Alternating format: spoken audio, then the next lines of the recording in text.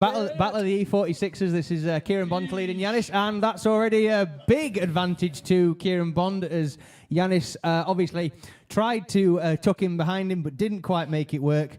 Unfortunately for Yanis, that's going to be a huge deduction in the score there, as Kieran Bond just off out for a nice Sunday drive. He looks as unflapped in that car as anybody. It's annoying, isn't it? It's just ridiculous. Like, you'd think he was out for a Sunday cruise. Why does he have to make it look so easy? I know. It's one of those hateful sods where it all just comes easy to him. Yeah. Yeah, I know people like that. No one by the name of Matt Smith, of course. What are you on about? Well, what am I on about, indeed? I could do a lead run. I mean, Bondy can do a chase run as well. That's true. That's the problem, is you have to lead and chase. It's a two-part dance. So now it's a case of getting them back round, and we'll flip them around and we'll go again. Obviously, Yanis with a very, very difficult job of unseating a 10-0 advantage, which is not, as you might imagine, one of life's great thrills. And we're getting towards the point where it's the worst conditions ever, isn't it? It's half and half. It is indeed, yes. It's a smorgasbord. I'm not quite sure. Huh? What's that? A smorgasbord. I think it's like a load of Swedish sandwiches. Swedish? Yeah, a smorgasbord. I think that's what it is. Oh, right. Why are we going Swedish? Anybody please correct me, because there's Volvos here. Anybody who's out there who actually knows what a smorgasbord is, please correct me on that. I'll wait for the contact. As we will flip them round and go again. So Yanis now to leading, Kieran Bond. Yanis doing a much better entry this time and keeping it between the ditches, as Kieran Bond really starts to reel Yanis in there in the Team Top Drift E46 there. Bondy doing a great job of staying with the car, with he's doing exactly what he should. Getting on for double the horsepower. Yeah, doing exactly what he should, absolutely. Keeping the car nicely gathered up behind him. As that early transition from Bondy. Yeah, absolutely. But the thing is that will it be enough to unseat a 10-0? I highly doubt it. Oh, as Yanis goes a little bit straight there, has to reinitiate, but Bondy staying as cool as a cucumber in that beautiful FMS Drift Prep E46. That art of getting on the door after Lunar is something else. Like the early transition that Bondy just pulled there is like textbook. Absolutely. And Kieran Bond gets the win, ladies and gentlemen, knocking Yanis Tirums out of competition. Hopefully that's Yanis getting out of the car to congratulate him and not throttle him. I don't know if you've ever had... having a hug from Yanis is what I imagine being put in the hydraulic press from the hydraulic press channel feels like. You feel all you He's leave. a strong lad. Yes, you leave 60% thinner than when you started. So it's definitely a little bit of a flourish there. Like Monjaro. So Yanis' new weight loss plan, he'll just squeeze you until stuff pours out. Like a squeezed hamster, your eyeballs pop out. So unfortunately, yeah, that's going to be the end of Yanis' day there. But very, very well done to Kieran Bond there, advancing to the top 16. 330 as well. In a 330. In a 330, 250. He's doing it again, isn't he? 250 ponies under the hood. So it's definitely not the most powerful vehicle that you could ever wish to own. But I don't know. Like I say, I think he's got rocket fuel caked on the inlet manifold. It's in his foot. Yeah, quite possibly. Maybe Max has modified the bulkhead in that car so the pedal can go further down. Yeah. 100% throttles now, like it'll now do like 140%. Beyond max. Yeah, literally, yeah. Or he's drilled some holes in the throttle plate or something. You don't remember all the like, have you ever spoke to Bryn Williams, who does all the gripped up cylinder heads? No. Like all the stuff he does, like when I love Bryn, but when he starts talking about all the engineering work he does on these cylinder heads, my eyes just feel like they've been painted on, because I can't with him. He's such an incredibly intelligent engineer. So now we have... Well, they're away. Jack Chapman's take on Paul Shield now. Battle of the chassis. Both of these cars running an engine from the manufacturer. And obviously the RB under the bonnet of Paul Shield's 180, and the E92 running the standard N54 engine. Big gap pulled so far by Paul Shield, as Jack Chapman struggling to keep up with the immense power of the RB-powered 180SX, as Paul drives away from Jack Chapman. But Jack, wow, really swinging it in, but holding onto it more or less. But unfortunately, the wheel drop going to cost him dearly. He gets maximum bravery points there for doing everything he can to try and keep up with a much faster car, but it's unfortunately not going to cut any ice with the judges there, unfortunately. No, at what point does this become an inactive chase? Because that was some gap. I do believe the general rule for inactive chase is it's one clip behind. One clip behind. Yeah, so I think that would be considered an active chase from Jack, unfortunately. So yeah, it looks like he's got the world to do there if he wishes to unseat Paul Shield. Looks like Paul's really happy with his new purchase because I believe this is the furthest he's got. I'm happy with Paul's new purchase. Yes, you are. He's doing it for the RBs, isn't he? Yep. Yeah. So. The thing we've got to worry about now, though, is that there was obviously a massive speed differential between those two cars. Yes. So now we're flipping it round. Yes. What's going to happen? Well, that's the issue, unfortunately. It's all good having a million squillion horsepower, but you have to keep that gathered up behind a slower car. There's a very good chance you're going to spin or straighten. Yep. If he's gripped up to the nines, then this is where it gets difficult. I'm expecting a lot of left foot brake, a lot of angle from Paul Shield. Try and keep the car slowed down. Left foot brake's all well and good until you get some lag. Absolutely, yeah, and with an RB, there's always that possibility. What turbo do you run on your RB, incidentally? I don't think I've ever asked you. Precision 6266. Okay, so a relatively small turbo. Yeah. Yeah, okay, it's fair enough. Fairly well maxed out. Yeah, absolutely. So, incidentally, as we go on, good initiation there from Jack Chapman, giving a much better account of himself this time, running a nice wide lead line there, but inviting Paul Shield to tuck right under the back of the banana yellow E92. Paul Shield really doing a very good job here to keep his monster RB gathered up behind Jack Chapman, who is doing his level best to try and run away from that said monster RB, but unfortunately not quite managing it. Obviously not really the conditions for lots and lots of grippy fast stuff, but lots of angle from Jack Chapman and across the line. Do you know what? Absolutely very well done there from Jack. That was a great lead line. Was not unseated by Paul Shield, chasing super close there, which is really impressive. It's so easy to get rattled by a car, differential to that degree. Absolutely, yeah. And I mean, an RB limiter is quite a scary thing. And Paul Shield gets the win, ladies and gentlemen. Paul Shield advanced to top 16, winning his first battle this year, which I'm sure he'll be super happy about. Gotta be. Jack, so pulling the burn out. A bloke with an RB can do it. Can he? Yeah, apparently. Well, there's one. One bloke with an RB can do it. Paul, make sure you park up by Matt's pits tonight and give him a few pointers. Yeah.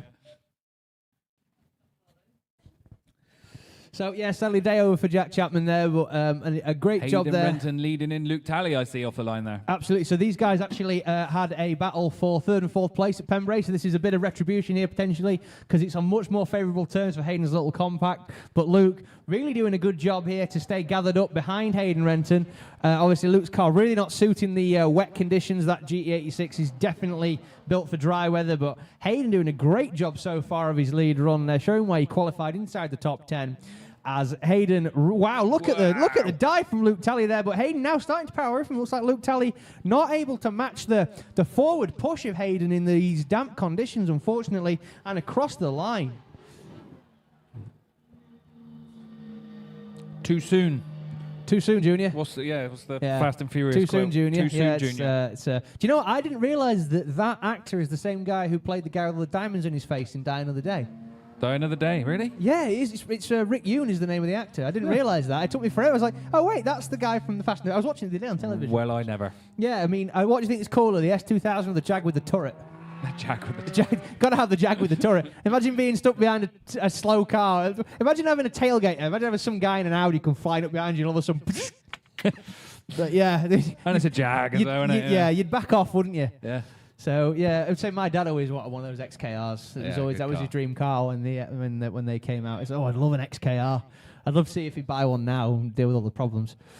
Well, that's that, isn't it? Yeah. Do you know? I've always wondered why they're such cool chassis. I've always wondered why nobody's ever tried to chuck a manual box in one of those and go drifting. That would be real cool. Could happen. Yeah, that would be real cool.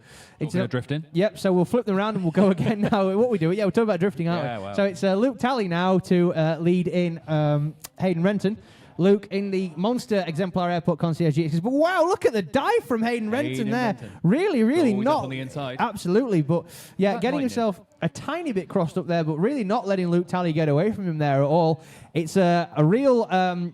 It really would be the great time if it was dry for Luke to just stand on it and leave Hayden in the dust. But Hayden says, "Not on your life, sunshine. You're staying with me this time, sir." And look at the proximity there from Renton Jr. Really sticking it to the door. Probably aware that side skirt's already damaged, so who cares if he knocks a bit more off? What's a few more bones for the crypt? And across the line. Some chase from Hayden Renton. Very entertaining. Absolutely well deserved. Well deserved. Well calculated timing. Now, this has big points implications here. Both of these drivers close to the top 10 in points. But he did cut a lot of track, Hayden. He wasn't on the line, but... Absolutely, and there is a little bit of discussion going on behind our ears. I'm trying not to listen too much to it. I'm just going to watch for Princess G-Tech. Hayden Renton gets the win, ladies and gentlemen, knocking Luke Talley out of competition in the Exemplar GE86. Wow, I did not expect that. That's big. That's a big scalp there from Hayden Renton. Yep, obviously Luke Talley taking his pro license in IDS. Hopefully may just leave him close enough in the points for his Class 1 license here, so he can come play on semi-slicks next year, which would be great. That would be awesome to see. Because I think that car will really suit a semi-slick tyre. Incidentally, we must move it on as Jason Caven takes on Matt Fitton. Is off. But Fitton is not fitting his car there, unfortunately. He's stuck it in the grass. As now, Jason Caven, all he needs to do is keep his nose clean, run a nice line as Matt plays catch-up, but unfortunately, I think that might be all she wrote for the third member of Team Ronin. Unfortunately, the last man keeping the flame alive as he sheds a little bit more of Three Sisters onto the circuit. They do still have some nice T-shirts down there, though. They do have some very nice T-shirts. And they're discounted. Yes, and also I must also say a huge thank you to Paul Seymour for giving me his jacket. What? He gave you a jacket? He gave me my jacket for me to hold and told me to wear it because I felt cold. Wow. Yeah, what a guy. Yeah, so... oh, he's an angry boy. He is, yeah. There's a lot of angry M54 limiter there. Yeah. Have you, I don't know if you saw the... got to be careful getting angry. I don't know if you saw Jason McInerney at IDS. I think it was at a Bishop's Court. Okay, and the car shut off and he jumped out really angry and then slammed his door, but his harness buckle had come out of the door with him. So he slammed the door, the E36 door, on the harness buckle and shattered the window. Oh no! Because it's a pillarless door, isn't it? So it just it hit the window first. I didn't see that. So he slams it super hard and then it breaks the window and you just see the when someone's like the light fades from someone's eyes. Yeah. Yeah. That's basically what happened. I felt so bad for poor old Jason McInerney. Jason, we love you. If you're watching, you're probably not. Please come over and drive with us. You're a great driver and a great man. So we will flip the round and we'll go again. Matt Fitton with it all to do here. Has to unseat a 10-0, but Jason Caven, as cool as a cucumber, will he let him? That's the big question. So we'll send them off down the line here, and it will be Matt Fitton to lead in. Matt with a slightly tentative entry there, went for a weight transfer, but looks like he may have just pulled the brake a tiny bit just to try and gather it. Jason Caven there keeping it nice and close to Matt Fitton there, really making sure that Matt's aware that he's not running away with this one. These cars very similarly matched on power, both 3 litres, although I think Jason... Whoa! Impacts. Slight little bit of contact there from Jason Caven to Matt Fitton's rear bumper, but not really enough to unsettle Matt. So not sure how the judges will see that, whether or not that puts it in the other direction. He's laying a lot of risk on the table for somebody who's... He is indeed, yeah. Somebody who just needs to get round the circuit behind Matt Fitton, and he's got it licked. It was probably an unnecessary risk to take, but it looks like, I don't know if it would be considered an impedance. I can't even actually see any damage on either car, so it can't have been that much of a... He's Scottish, isn't he? Yes, Jason Caven. Yeah, it's a wee bump. It's a wee bump. Yeah, it's a wee bump. No, that's Northern Irish. No, I've been hanging around with the Kerrs too much. And Jason Caven gets the win, ladies and gentlemen, knocking Mr. Fitton 5 out of competition. So Matt's going to go away now and hopefully fit a rear window. And clean the mud off of it, probably. Yeah, clean the mud off of it too. That would definitely help. I wonder if it made it to him, the mud. Do you know what? There's no back window, so it's perfectly possible. Yeah. Yeah. That'll teach him. Maybe it's just a fashion statement, like when Jeep guys roll around without the doors on. Maybe Matt Fitton rolls around without the rear window in, you know? Just because he can. Yeah. I love the whole taking your doors off your car. Let's make my car less safe. As Callum Allenby now leads the line with Molly Kerr behind him. 2 young guns here. Both Nissans. Callum Allenby obviously with the venerable tried and true setup of the JZ and the S-body versus Molly Kerr and 3Z. So it's a little bit old school, new school, need to learn though here as far as the cars are concerned. Callum obviously really at home on this circuit, doing a great job so far, keeping it nice and wide through Rogerson's into Luna, but Molly not letting Callum and his extra 200 horsepower run away from her. Now keeping the car nice and close, but just a little bit of a gap approaching here from Callum Allenby. Callum really knowing where to find the grip on this circuit when it gets patchy, but Molly now gathered right up and across the line. I mean, Molly with half the horsepower really holding her own there. It's all about the timing, and the line is incredible. Absolutely, yeah. And by the way, if anybody doesn't know, Molly obviously has the little honeycomb on her roof that has individual sponsors, and there may or may not be a Team Sylviator sticker on Molly Kerr's roof. Word has it, there's a Volkscraft sticker on there Is as well. there? Wow, there's a Volkswagen sticker on a lot of cars. Extra one. It's almost as if you sponsor the series, isn't it, Matthew? As if. Yeah, crazy, yeah. Doesn't do me any good though, does it? How do you know? It's your right. You sponsor. You're better off sponsoring like the judges. I'll sponsor the judges. Yeah, or sponsoring like I don't know, the GTI Championship or something. Because like there's not that many Volkswagens doing this unless you count Jerry Briggs's, and that's only a Golf in the sense of it's got golf written Not on a the lot back. of golf there, yeah. No, there's not that much golf left in it. So I mean, I was always told Volkswagens didn't break, but hey ho. So we'll flip them around. We'll go again. Molly Kerr now leading Callum Allenby. Obviously, Callum just got to make sure he keeps the car gathered up behind Molly, because obviously Molly not going to be as fast through the transitions or as the Monster JZ in his S14. Callum with the police lights ablaze. That would get him nicked if he drove it on the road. As he brings it in nice and tight up to Molly Kerr there. Absolutely fantastic so far from both drivers, to be fair. Molly on a very, very good lead, and Callum Allenby chasing super close. Look at the proximity from Callum Allenby. Is this going to come down to the proximity? That's the question. Absolutely. I mean, that's not to be sniffed at in these changing conditions. Callum keeping it really, really tight to Molly's door and across the line. Both drivers with a really solid lead line there. Absolutely. And I think this is coming down to the chase. these two were the same age, aren't they? They're both 19. Is that right? 19? Yeah. Makes you feel old, doesn't it? I remember being 19. I don't. I spent most of it in alcohol-fueled haze. And Callum Allenby gets the win, unfortunately, knocking the fair Irish maiden Molly Kerr out of competition. But Molly, thank you very much for coming over this year. You've been a great support to the championship, and I'm so excited about what she's going to do next year in that incredible. I can't wait to see what these guys do. I mean, Harry doesn't let her drive his car. No. So like it's going to be a case of like it's going to be like she might get it dirty. Yeah, exactly. So it'll be a whole different animal, and I think it will really show Molly's incredible talent as a driver. But we must go to some Volvo and BMW violence. Johnny Crisp in the V8 powered Volvo 360 versus one of the local heroes, Sergey, in the E36 Turbo. Johnny Crisp really hanging it out there in the little Volvo. Yeah, obviously only on a 15-inch 195 tyre there, so there's only so much he can do. As he managed to pull a bit of a gap there on Sergey through the Manji Alley. Sergey on a lot of foot brake, as I can see from the brake lights flashing on and on and on. Johnny Crisp opening up a little bit of a gap there. You would expect Sergey to stick it in higher gear and surge forwards there with the turbo power under the bonnet, but not happening so far, and across the line.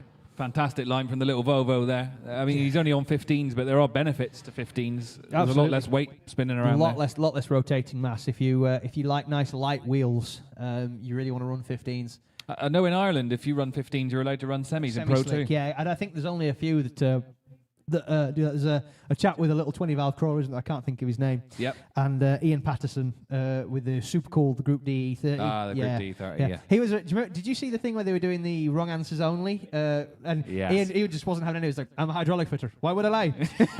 Like this sound, Ian. Yeah. I aspire to be that proud of my employment. Yep. You know what I mean? Like, I'm a hydraulic fitter. Why would I lie? What I am. Pipes and hose. Yeah, I'm a huge fan. You know Ian's E30 used to run an MX-5 engine. Really? Yeah, he used to run a Ford MX-5 engine at 440 horsepower. He obviously binned it and went 1UZ turbo, I think, when it exploded. Yeah. So now we will switch it around. We'll go again. Sergey to lead in and Johnny Crisp to chase. Sergey doing a great job so far with the lead line, but Johnny Crisp not letting him get away in the little Volvo there. Really, really sticking it to Sergey's door there. Absolutely fantastic. All factory sheet metal on that little Volvo, so it's quite brave, because where on earth would you find a door for a Volvo 360 in this day and age? They've all gone to scrap.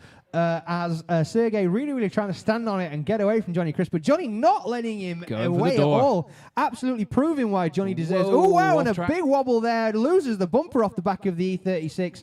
One wheel off track. Johnny backs out slightly just to try and avoid any more. And a spin from Johnny Crisp. 360 in the 360. So was that the lead driver error, or was that contact that we didn't see? That's the question. I mean, it was past the judging. Not the spin. The spin. I think that might have just been a dirt drop and unsettling the bumper. Quite likely. Yeah, That I've got, Savage right got there. a thumbs up. And Johnny Crisp gets the win, ladies and gentlemen. Advanced to top 16. Johnny Crisp doing extremely well for his first year in competition. Do you know what? A lot of the drivers who were up there in the points, I'm talking to the top 15, a lot of them are in their first competitive year. Which is mental. Which is insane. Like the level of like new talent that we're getting in this series now is insane. So we've got a battle of the S bodies. One JZ powered, one LS powered. S15 versus S14. As Alex Williams glues a very good deep initiation of Paddy Byrne. Wow, Paddy but look at going the for the aggression from Paddy Byrne. Really trying to dive in on him there. Really like trying to get a bit of highlighter pink on the white there, knowing that he's got plenty of. He's only got 3 weeks before he goes to drift mat, sorry, in that car. So he probably wants to be careful, but really doing a great job here from both drivers. Paddy getting a little bit crossed up on the inside of the track there. That early transition paying off again. Absolutely, yeah. And look at the proximity from Paddy Byrne here. Obviously,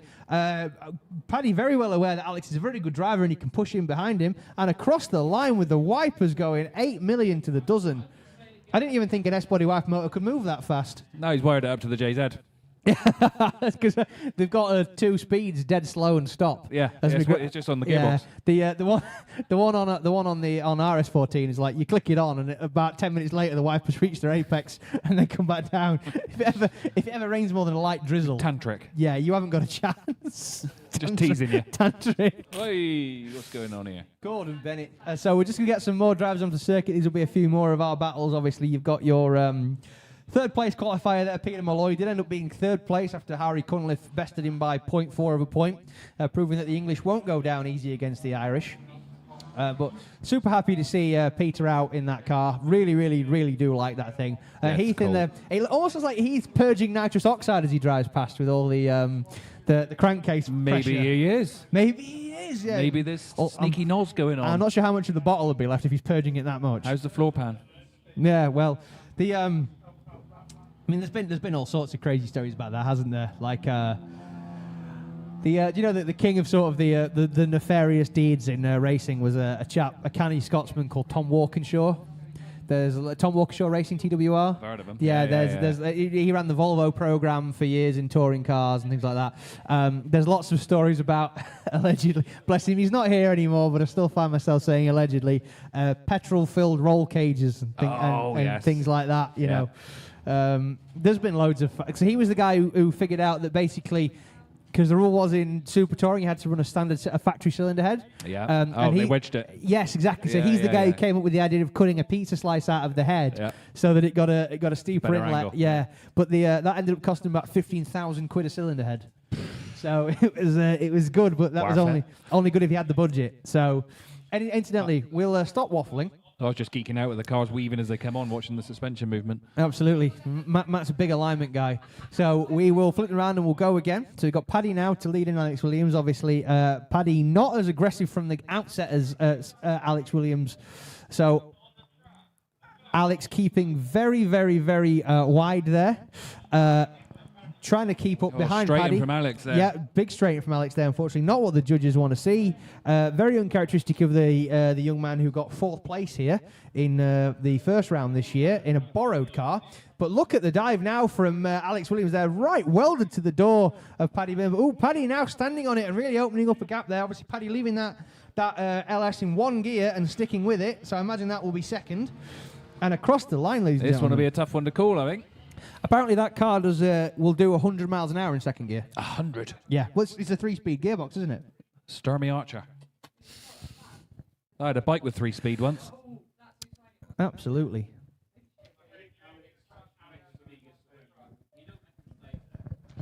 So the judges are actually deliberating on this. Yeah, there's a bit of pulling it up and watching it back. So we're not quite sure which way this is going to go as the rain makes its 600,000th appearance here. I've seen some lightning as well. Oh, grand. That's not good. So I don't know if you know this, but you know in NASCAR, if there's a lightning strike, they halt all the proceedings. Yeah, I've seen that, yeah. Yeah, so it's definitely a... I think they get better lightning than us, though. They do. It's America, isn't it? Some of the weather... It's always better, yeah, some of the weather instances. And Alex Williams gets the win, ladies and gentlemen, knocking Paddy Byrne out of competition. Ed Dyer, are we able to grab you for a quick word to find out why that was the case? Oh, the look of dread. Quick question as to what the call was there. It was just multiple issues with Paddy's chase as he was coming through, and then when you swapped it round, Alex had a couple of errors, but in the other places where Paddy was having problems, he was doing a bit better. And then also Paddy had a big error coming into 5 on his lead. Right, just where we couldn't see it, that would explain it. Right, wonderful. Fantastic, thank you for that. Incidentally, we must move it on, and we must go to Mindigus now in Baby Bull, leading in Scott McDermott in the Skid Risk S13. Mindigus obviously really starting to gel with this car, but a straight and a reinitiation there from Scott McDermott in the Skid Risk S13. Scott really trying to pin it to Mindigus's door, but must leave room for transition. But as he leaves room, he drops back. Possibly a gearing issue there, or maybe just falling under the big laggy turbo on that SR.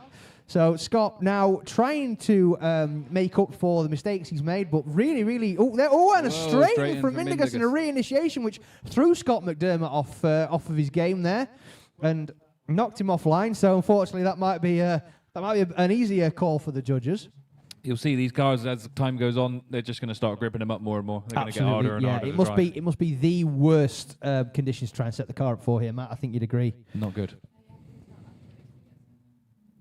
I'm over it though. Yeah? Yeah, I'm all right now. Okay, fair enough. I was a bit sad to be honest, but no, I'm not. I don't want to drive in the rain anyway. I wish I got over stuff as quickly as you do.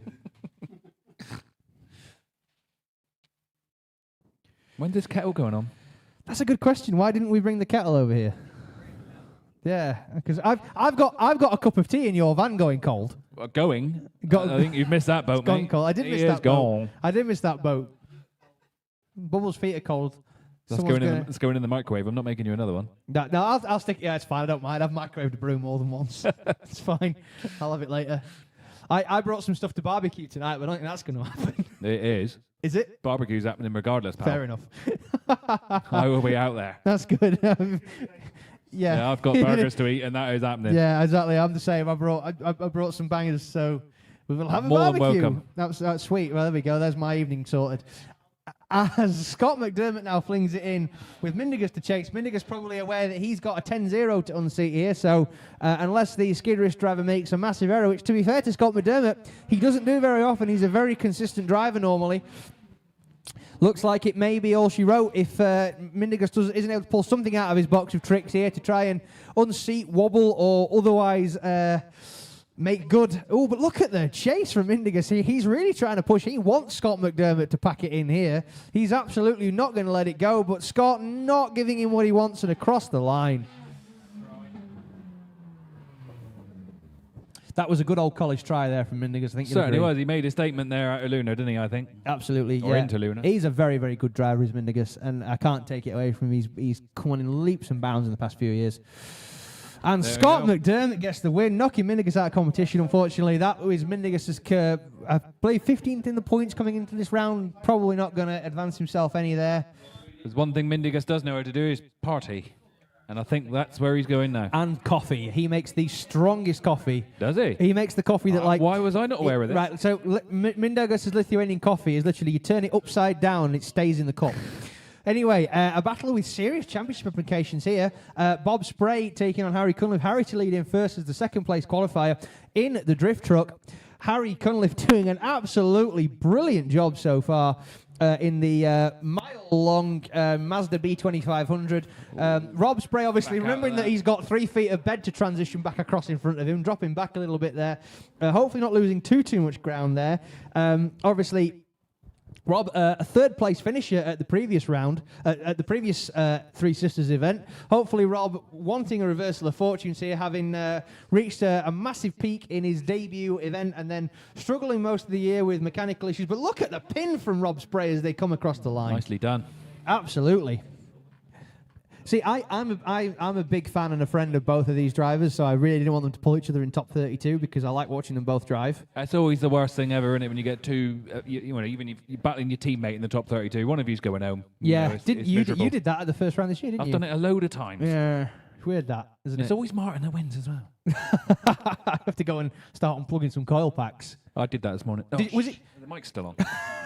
Was it you that undid his brake caliper last time? No. Oh, okay, right. Wouldn't do a thing like that. He doesn't use brakes, does he? That's a good point. Yeah, it'd be like topping up Popeye spinach dispenser. What's that? Is that quote? Is the quote from Steve McQueen? It's like, how are the brakes, Steve? I don't know. I never touched them. Yeah. No. So we'll flip around, we'll go again. We've now got Rob Spray to lead out Harry Cunliffe. Rob Spray with a quite a tentative entry there. Harry really tucking in behind him in the drift truck there. Rob pulling a little bit of a gap there with his 6 billion horsepower under his right foot in the S14. Courtesy of Martin Engine Tuner. Harry really pedaling to keep back up there, obviously. I'm sure that he's working that truck as hard as he possibly can to keep it on Rob Spray's door, but somehow Rob finding grip, even in the wet, to keep that car running at a good speed. Harry, wow. Look at the chase from Harry, though. Even in that mile-long truck, he's really trying to stick it to Rob's door. And across the line, ladies and gentlemen. Round of applause for Harry Cunliffe and Rob Spray. Rob could do with slowing down before he's never able to drive in this championship again by mowing over the owner's daughter. Let's give a big shout out to Engine Tuner. I mean, that car is testament to their work. It's, all the Limmy. Yeah, that's it. And they look after us so well, keeping us in the loop with what's going on during the tuning and stuff like that. There is nothing worse than getting your car back from mapping and not knowing what anybody's done. No, and Martin down there is excited to tell you stuff. Yes. If you're willing to listen and you're in technical yourself, absolutely, it's gold dust. Yes, the engagement of a mapper and not being, well, it's mapped now, go away. Yeah, right. That's one of the most important. There's more things to it than me. just doing the car. Yes, it's huge. Communication is the key. And it's a one more time, ladies and gentlemen. It is a one more time. It will be, they will line them up again. Judges not able to split them on this occasion. I would guess that's down to the fact that both of them were very technically proficient in their lines and had very good proximity. So Harry can go off and finish his delivery now. Drop the bricks off. Down to build base. Pick up a ton of sand. I genuinely wonder if Den's going to put that truck on the road and go and pick up parts in it. Yeah, well, that's what they use it for, isn't it? It's a builder's van. Yeah, that would be the best parts hauler, wouldn't it? Yeah. Incidentally, we must go again. Now we've got Vicky Lynch to take on Matt Gell. Vicky obviously borrowing hubby's car. Matt Gell. Keep up. Yes, so Vicky is obviously custodian of the Psycho Fighter for today. Hopefully not to break it for Steve tomorrow. Matt Gell in the LS Power 350, getting a gap pulled on him here by the much faster, more powerful Psycho Fighter. But Matt really trying to keep behind Vicky there. Ooh, but a late transition there from Matt Gell, which may impact where he is on track. Yeah, it looks like Matt Gell washing wider than he wanted to, not able to quite claw it back over onto Vicky's door as Vicky plants the foot and uses all 6 trillion horsepower, and the electrical shore raises its ugly head again as she hits the rev limiter and across the line. That E46 is a fast thing, and it's incredible. With Vicky's finesse as well. It's a formidable thing. This is how I would describe it: is you've got an aggressive driver and a tactical driver. So Steve is very kind of. He's a sledgehammer. He is very much so. Yeah. Whereas Vicky's. So this is how I would look at it: is if they had to break into a safe, Vicky would pick the lock. Steve would just get a steel saw and go slam down the middle of it. You see what I mean? Steve would back a lorry into it. Yeah, literally. So it's a very different world for those two drivers. So we're going to spin them round. We're going to go again. Now it's Matt Gell to lead out Vicky. I would say possibly a small advantage to Vicky there, just based on a very good lead line and not too much proximity from Matt Gell. Matt really working that car hard though.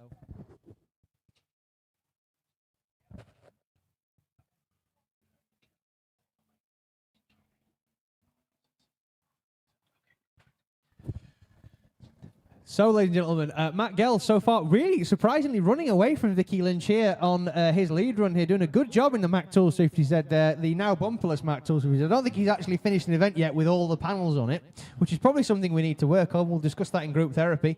Vicky, wow, a lot of angle there from Vicky, but does bring a very shy of the clip, obviously, not chasing quite as hard or as tight as you would expect. And a spin and a shutdown from Vicky Lynch. Matt Gell has it in the bag. All he's got to do is get it over the line without his inner chimp rearing its ugly head as is his wont, and across the line. Well, that's massive.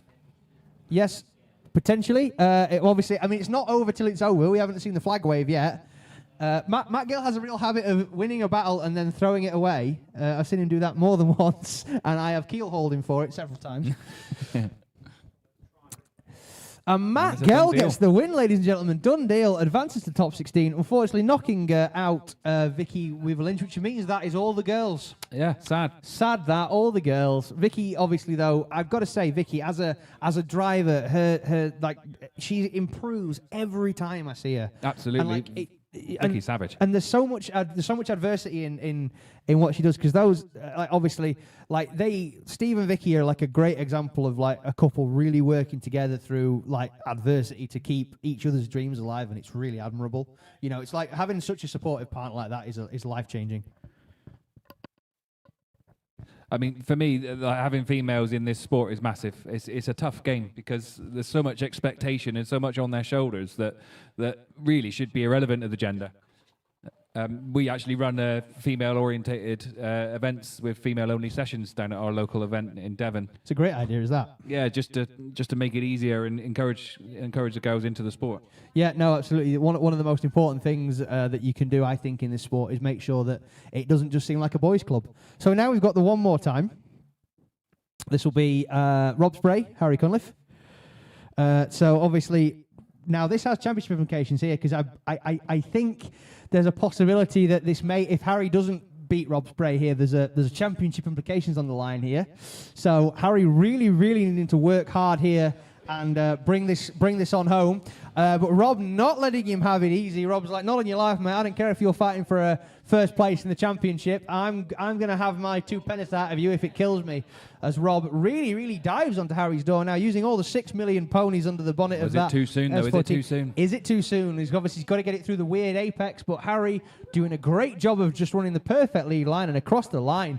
I think, I'm going to say, pound for pound, these guys have been the best top 32 battle so far. Yep, nice and clean. Yeah, absolutely. Like these guys are asking no quarter of each other and doing such a great job.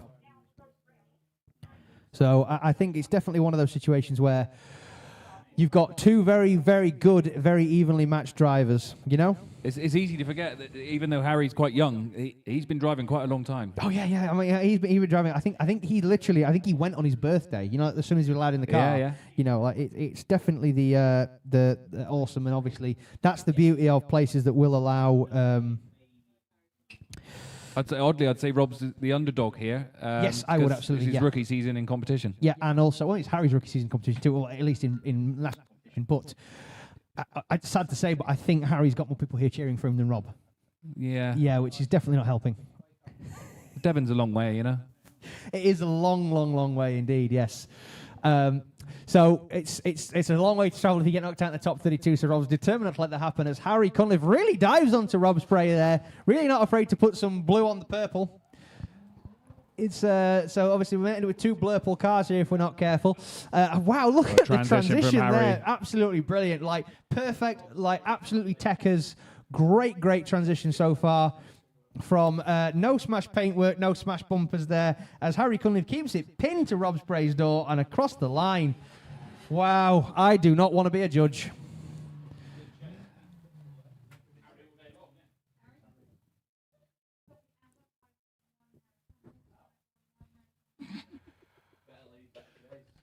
And Harry Cunliffe gets the win, ladies and gentlemen, keeping his championship. I can hear Tony screaming from here. It was Tony. Well, I'm super made up for you guys, Tony, Den, all the crew there up there supporting Harry.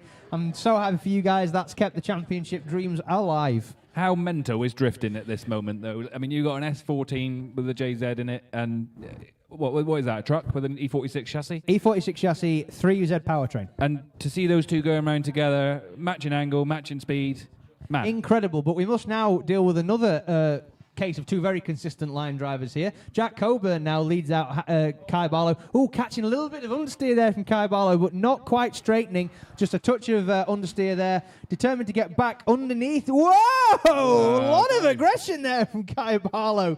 Really trying to crawl into the... Almost like he needs to get into the back hatch of the Touring. What an absolutely incredible, really good job there to avoid more panel damage. Kai, I think he said he'll tell me he's replaced every panel on that MX-5. And across the line. That was mental. Techers. Kai's comments? Door.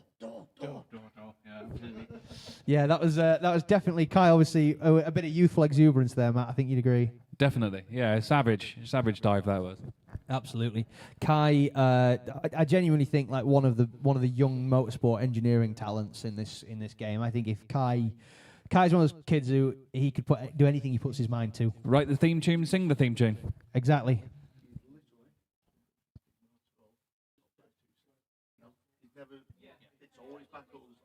always low in the back holes that he loses it.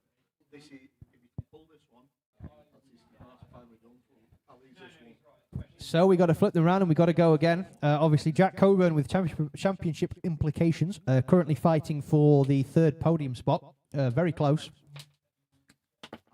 No pressure. No pressure at all. Yeah, so Jack Coburn, obviously, Jack Coburn has got the better of Kai Barlow once before at Pembrey. Will he do it again this time?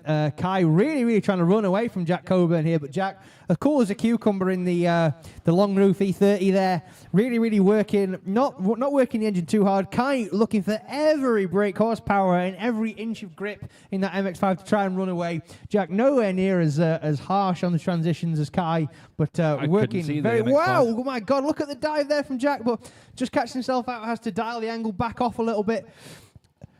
Ooh. For a moment there, that MX-5 completely disappeared. Yes. You know how I said that transition was too close to call from Kai? I think he did actually make a little bit of contact because there's a dint in his front wing. A dint? A dint. Oh, good point. Yeah, our chief technical advisor, Anthony, yeah, the dint might have been there before. I didn't notice. Okay, right. Fair enough then, Anthony. Chief technical advisor Anthony just correcting me there. It was not from that contact. Would make sense because it's a plastic bumper, isn't it? In it. Here we go. And Jack Coburn gets the win, ladies and gentlemen, knocking young Kai Barlow out of competition. But you know what? You can't take that away from Kai. He absolutely pedalled that little MX-5. He was fighting for every single inch he could gain. Like, that was really brilliant, I thought, from young Kai Barlow there. Well played from Jack Coburn there as well, just keeping it cool and not going too hot. Doing an Alan Prost. Exactly what he had to do. He was doing a Jack Coburn. Actually, yeah, that's very true. We have to rename it. Now we've got a real David and Goliath story here. We've got Michael Bennett in the monster 2J powered E46 take on Nathan Rudd in the 3-litre compact. But Nathan Rudd trying to push too hard, knocks his own front bumper off, gets himself straightened up, which is going to severely impact his score. But he's really not. He's not letting Michael get away from him. He's not happy about that. He is out for blood, ladies and gentlemen. Really working that little E40 36 compact so hard and not letting Michael put down any of the 700 ponies under his right big toe there. But Michael now starting to open a gap on the long drag through Luna and across the line. Was that a wobble from Michael in there? Possibly, but will it overshadow a bump and a straighten?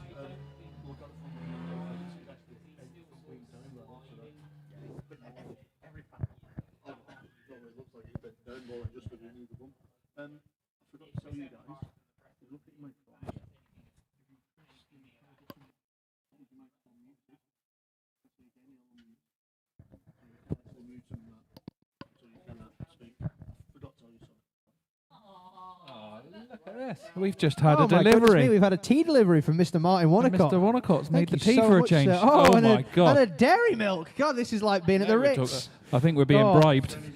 Ladies and gentlemen, we have just had tea Martin, and this dairy is milk. definitely sugar, yeah? Yes. Right, okay. Fair enough. So somebody did put the kettle Martin on. Thank you, Wonnacott Martin. taking the initiative and putting the kettle on there. Absolutely fantastic. What a guy. What a guy. He's got a 100-point run tomorrow.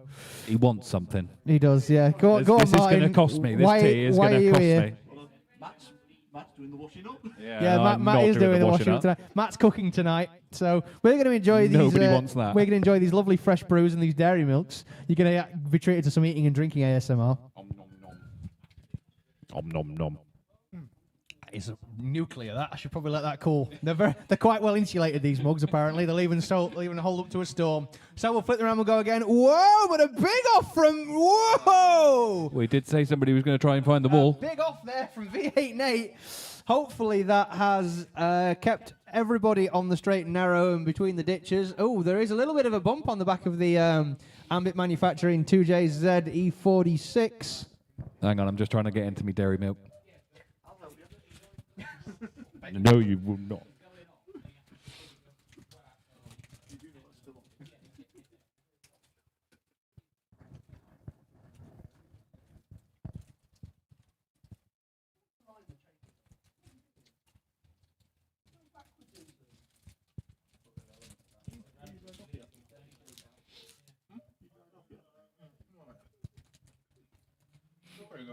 Looks like both cars have survived intact. Almost intact. Well, mechanically.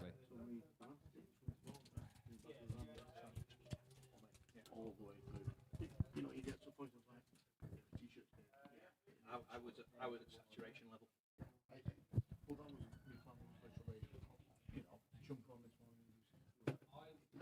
So the upshot of that might be that it depends on first or worst there. It sounds like there's a lot of deliberation going on there. I can see Matt, Chris, and Ed all with screwed up brows. Although Matt Stevenson's still smiling, which is normally a good sign. Although I've just noticed the back of the Ambit Manufacturing E46 looks a bit bent. The judges didn't get any tea, though, did they? The judges didn't get any tea, no. That's a We good did. point, yeah. But in all fairness, they've got about 6,000 Monster Energies. Nobody likes them, that's why. Yeah, nobody likes a judge. No. Somebody said to me once, why don't you judge? Like, I can't afford to lose that many friends. No. How many have you got? Not that many. in all fairness, Matt, you are one of the 10 people I take on a desert island with me, so 10? comfort yourself with that, yeah. I couldn't imagine having 10 people I'd have to put up with. You'd probably like go and feed like a bit of yourself- peace and quiet. You'd probably feed yourself to the sharks after 2 weeks. And be like, Matt, my golf's broken again. So we are going to go one more time, ladies One and more time. gentlemen. There we go. Okay, so I may have to just ask the question there. Chris, can we borrow you and just ask why you called it as a one more time? Yeah, sure. So on that first run, what you might not have spotted is that the lead actually pulls handbrake as he transitions. The rear of the car lifts, and that's what causes the contact. Now, unfortunately, the chase does incomplete at that point, but it's because of the lead error. On the reverse of that, basically, Ed felt that was a bit more of 50-50. The chase did come in a bit too hard, would have given it to Nathan, I do believe. But on the reverse of this, myself and Matt, sorry, mate, blanking completely, really fresh of me. We felt that was fully on lead. He was going off either way, therefore, incomplete to incomplete. One more time, run him again. Let's get an actual clean result out of it. You can't ask for much more information than that, can you? Thank you very much, Chris. Greatly appreciated. So we're going to turn that one back around and we're going to go again.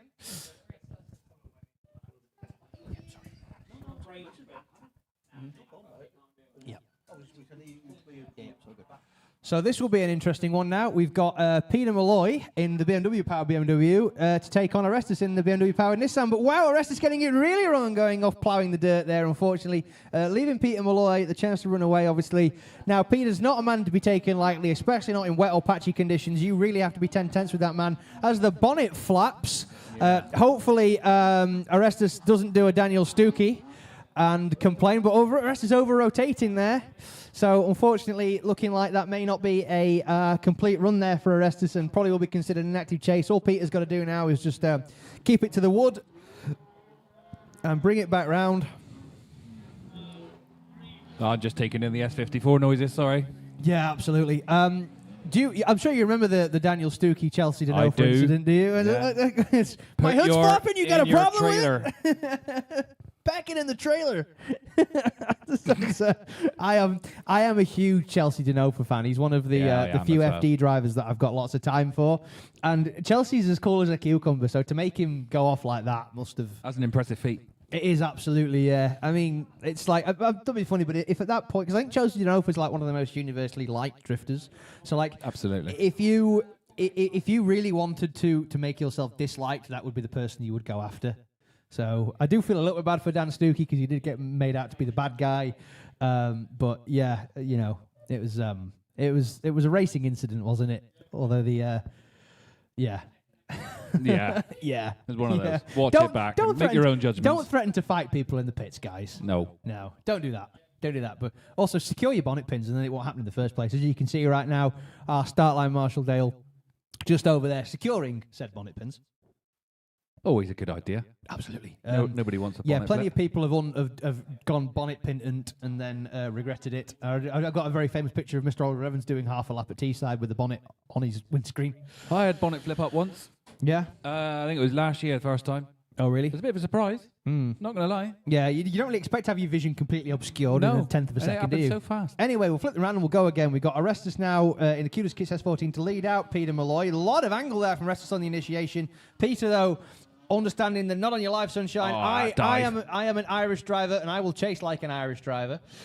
Peter there, obviously, really not afraid to really throw in what has to be one of the cleanest D46 BMWs going, with Orestes doing his absolute level best to try and run away from Peter, but it's not happening. Peter says, not on your life, sunshine. I am sticking right with you. Look at the proximity from Peter Malloy. Incredible. What an incredible job there by the young Northern Irish driver there. Round of applause for Peter Malloy, ladies and gentlemen. What an incredible driver. What an incredible talent. The amount of action that happens on his throttle pedal. Can we Absolutely. just talk about that for a minute? Absolutely. You might know this. The S54s are drive-by-wire, aren't they? They are, yes. Yeah. How many throttle pedals do you reckon he's gone through? All of them.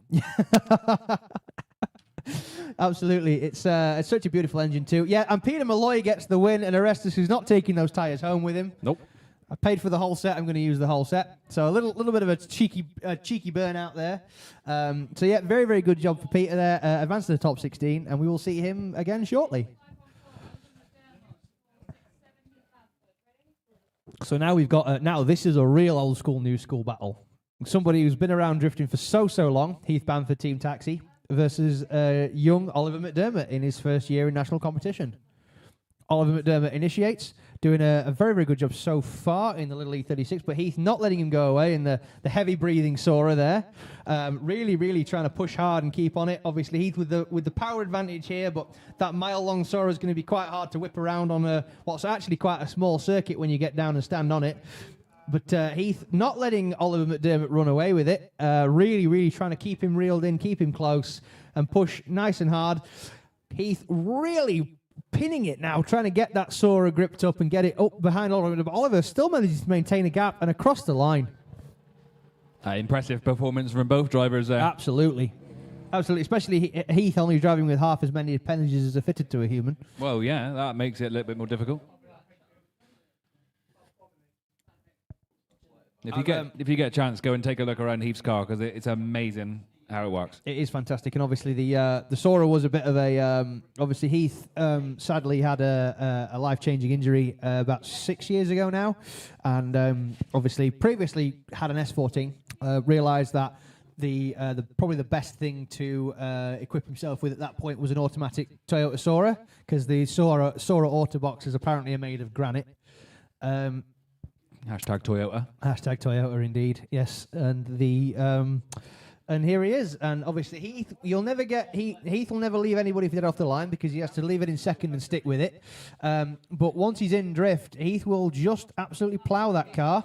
But a bit of a strange initiation there from Heath on almost no angle, unfortunately, which is really not what the judges want to see. But Oliver not letting it phase him, not letting it flap him. Another young lad with a very mature, cool head on his shoulders is Oliver McDermott. Really doesn't try to push too hard. No, don't go there. And there is, ladies and gentlemen, the commentator's curse. I believe that is exactly word for word the commentator's curse. You praise a man, and then a man does something like that. So we are just going to finish up the runs there from both drivers. I think the judges have to do a bit of deliberation here, try and work out who was who and who was at fault. Was he led into it? That's the question. That is indeed the question, sir.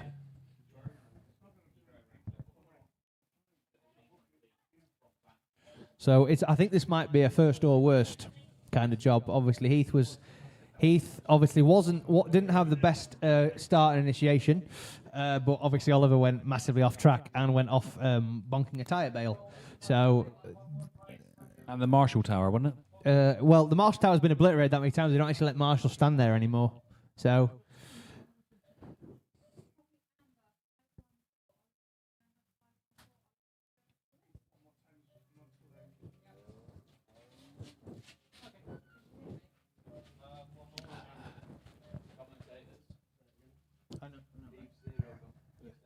Okay, cool. Yep.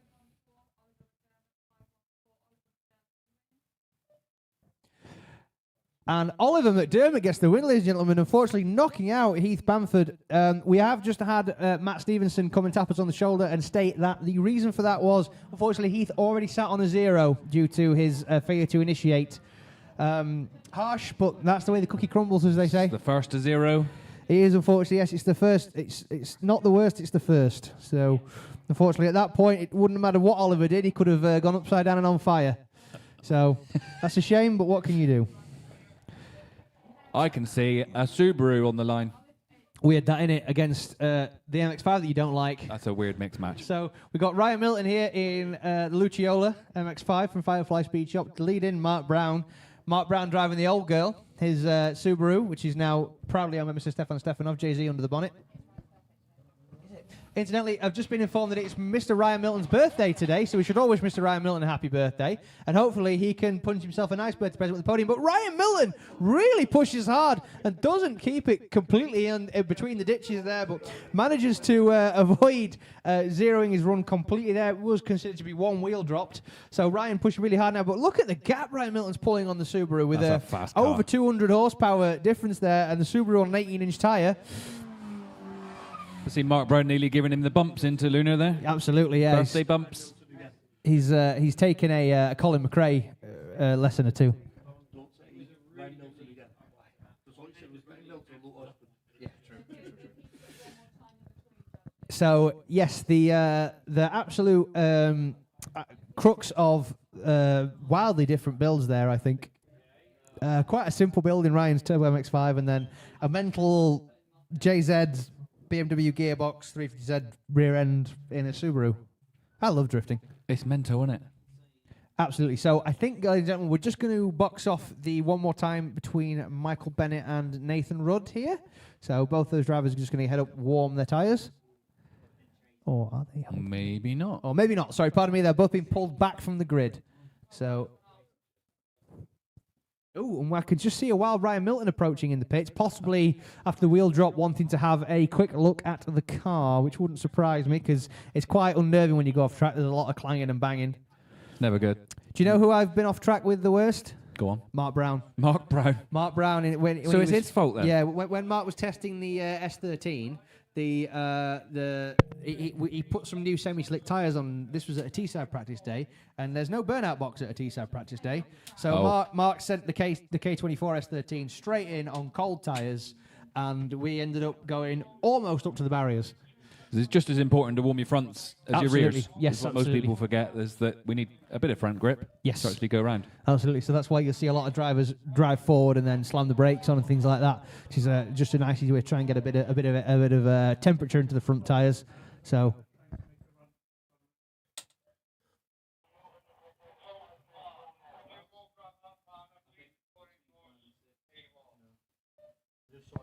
So, ladies and gentlemen, we're just going to have a small intermission to recover a piece of the set dressing as Kristaps' drone, which is now free of mud and gore. Hi, Kristaps. Steady. There's a window there. Yeah, it's quite cool. It does backflips and stuff. He's he's quite competent with that thing. Like I say, it's definitely a skill I would love to learn. Is flying a drone. It's 4D drifting. It's drifting, but you've got to go up and down as well. Mental. Everything's. Have you ever been to like a 4D film? No. Where like they'll like be like a dragon that comes out at you and it like goes, shh, and then they like spray, they spray- water oh, on yeah, you. I have done yeah, that, yeah. it's very. I went to a 4D film once in London and I found it very weird. No, I'm not into it. I'm like a cat. I don't like getting wet. That's fair. What on earth are you here for? Why are you not sat in your van? I have no idea. Yeah, be sat in your van, heater on, feet up. Yeah. Question. Curled up on the sofa. Yeah, Betty's Surf Shop themed mug of milky tea. Yeah, now we're talking. Incidentally, anybody who doesn't know, Matt Smith has probably the comfiest van in the pits. I don't know. There's a few rivals now. That's true, actually. Now Martin's finished his van. You could probably rent that for £1,000 a month in London. Yeah. Probably bigger than most flats. It absolutely. Do you know what? I can categorically tell you it's bigger than most flats. There used to be a great column on Vice magazine, RIP, called London Rental Opportunity of the Week, written by a guy from Sheffield called Joel Golby. And some of the flats are there. You're like, you wouldn't keep an animal in there. I don't get how you can charge a human being £800 a month to live in your shoe cupboard. But here we are. Anyway, so we must get off topic. Drifting. Yep. Michael Bennett now to lead in Nathan Rudd for the one more time. We're going to run these guys while Ryan Milton goes back and adjust whatever he needs to adjust. Michael Bennett now doing a very, very good job of the lead line, but quite tentative for Michael Bennett there. Very, very not the wild, smoky style you're seeing out of the Ambit Manufacturing 2JZ46. Looks like Andy from looks like Andy from Sandhaven's had a go at quickly straightening the boot lid and making sure it shuts. Andy, if you're out there, give us a wave. So obviously Andy probably always annoyed when there's panel damage because he's got work to do on a weekend, which is never good. Nathan Rudd, they're doing a great job sticking with him and across the line. Again, a massive power differential. And a lot of dirt on the compact. Did you notice? Yeah. It's pretty peppered. It's about time you gave it a wash, isn't it? It's about time you give it some new panels. And that. We wouldn't have to wash it if you put new panels on. Exactly. Two for one. That's a great idea. That's a twofer. Twofer. We see a wild Ryan Milton reappearing. That's good. So obviously, whatever he thought might be wrong with the Firefly MX-5, I would guess that is just have Javis in there go and have a little look at it in the pits. Obviously, Javis is the tech guy for these guys. Obviously, Northants MX-5. Do you know how I met Javis? No. And I helped him put a gearbox in.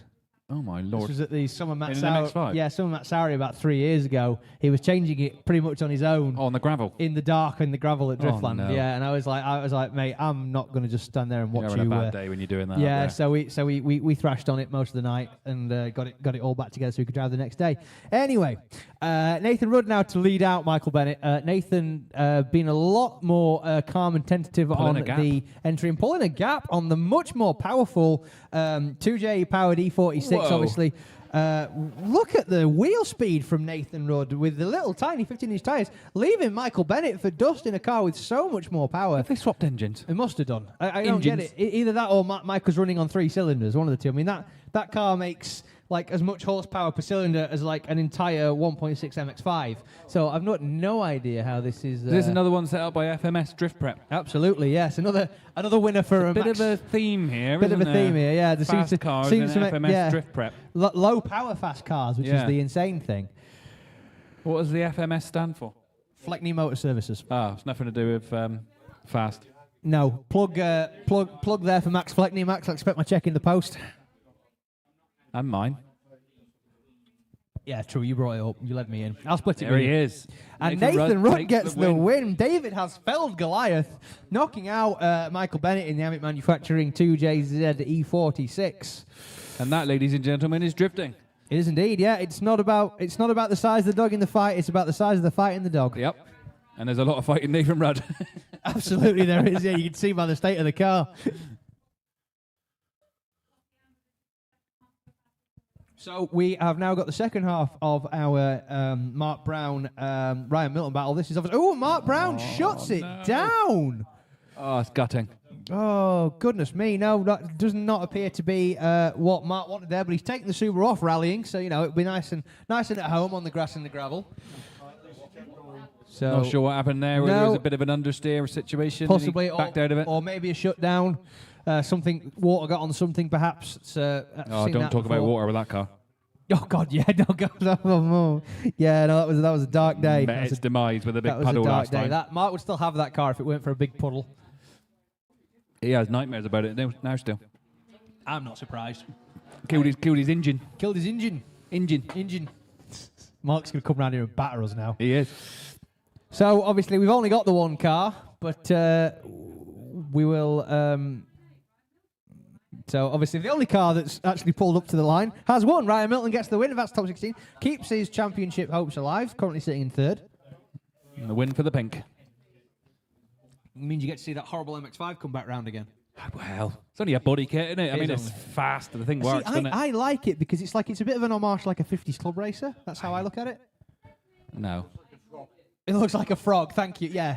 Yeah. Thanks, Chief Technical Advisor Anthony. It looks like a frog. So now I've got some S14 and S14 violence. An S14 with a boosted BMW V8 versus an S14 with an SR20. Lorenus now to lead in Alfie Hunter.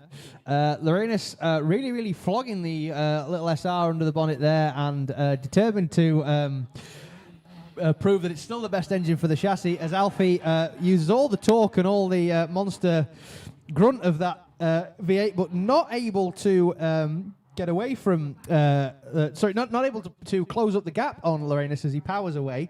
Lorenus only on a 17-inch tyre, while Alfie is on an 18 as well. But now Alfie really starting to climb up a little bit. But, looks like didn't react very well there to a clutch kick and made Lorenus gain a little bit more ground and across the line.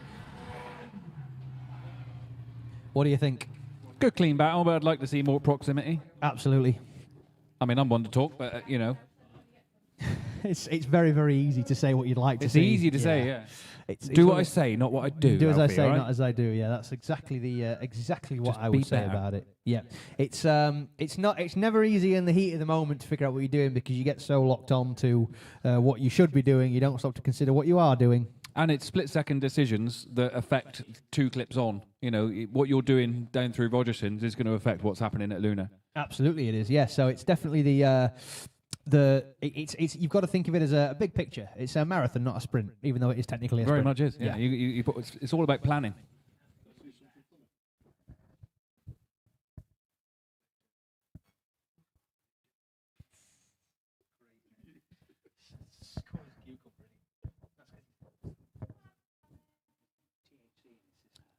And they're away for the other side of the battle. Alfie leading in. Yeah, Lorena's to chase there. Obviously, Alfie probably at a slight disadvantage there thanks to the proximity issue, but I think Alfie's definitely capable of running a good lead line on his day.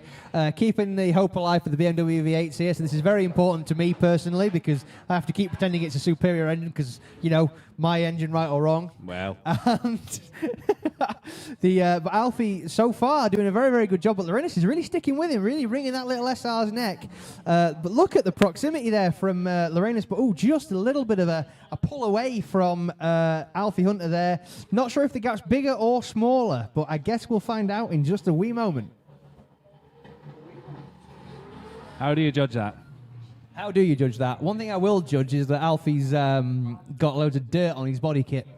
Yeah, I'm not happy about that, really. No. What do you reckon to the see-through doors, Matt? Nope. No? Not Nope. keen? Not keen? Nope.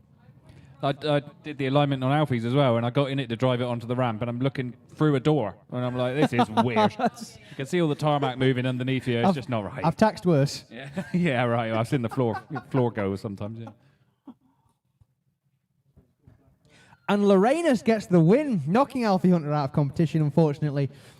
So Alfie giving a very good account of himself there, but Lorenas just having a little bit more in the tank. That might just come down to experience on this circuit. Lorenas is obviously... Which is massive here. Yeah, Lorenas is obviously a local boy, so he's really been able to feel the circuit out a hell of a lot more. You reckon Alfie can see the tyres coming up his door? Yeah, that would be scary, wouldn't it? Yeah. Because I mean, it was Pete Nielsen's thing for a long time, wasn't it? It was. It is a see-through Pete doors. Nielsen yeah. thing. Did he have him on? Does he have him on the 13 now?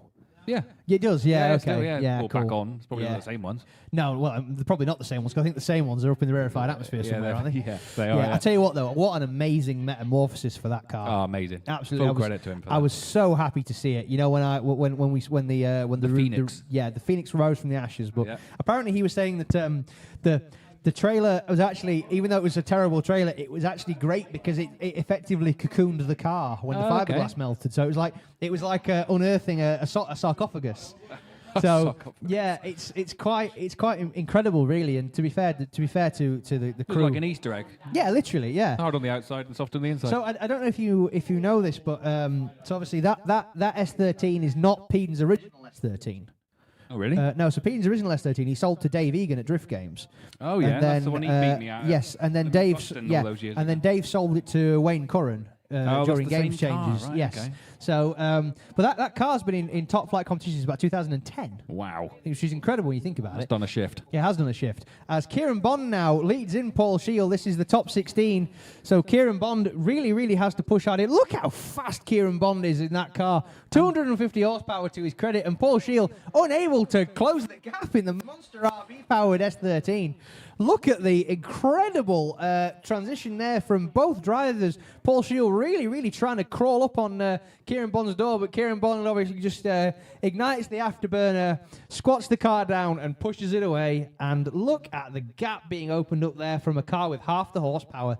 What an incredible pair of drivers. And look how flat Kieran Bond's car sits as well. It's like glued to the tarmac. There's almost no sort of jacking or ride height change. It does squat. I was watching it squat quite a bit. Yeah.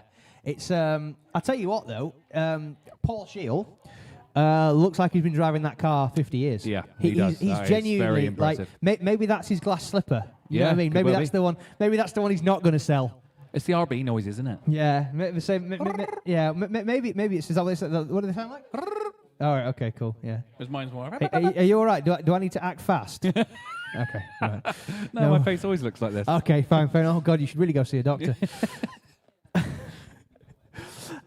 So yeah, no, absolutely. I think hopefully this will be the one for Paul Shield. Maybe this will be the one he puts a ring on. So he's a bit like Jay Leno, isn't he? What is Jay Leno like? I've got one woman and 150 cars. So I think that we said that about 15 years ago, and he's got more like 400 now.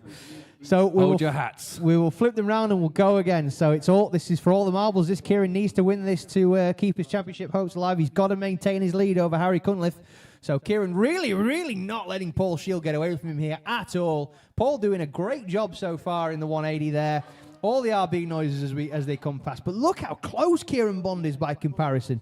What an incredible drive so far from the Scotsman there. Absolutely as cool as a cucumber while he does it. He's probably not even... You probably wouldn't even be able to read his face. He looked the same as he would sitting on the couch as they power down into the end of Luna Bend and across the line. What an amazing run from both drivers. A round of applause for Paul Shield and Kieran Bond with the 360 to the finish.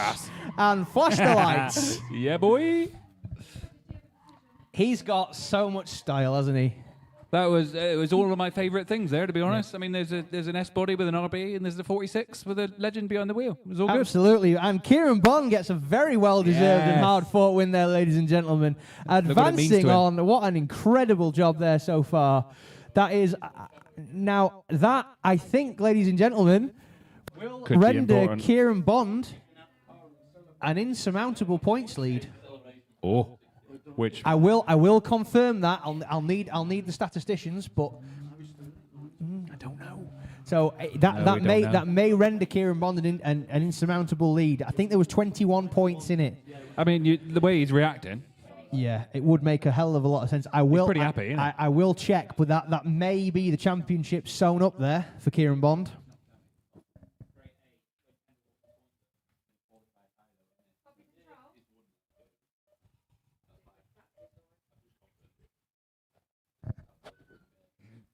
Steve-O, is it Kieran?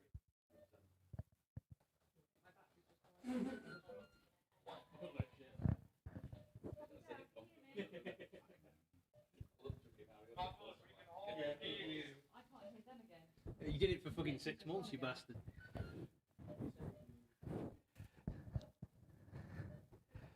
So we now have a battle of the compacts ready to rock now.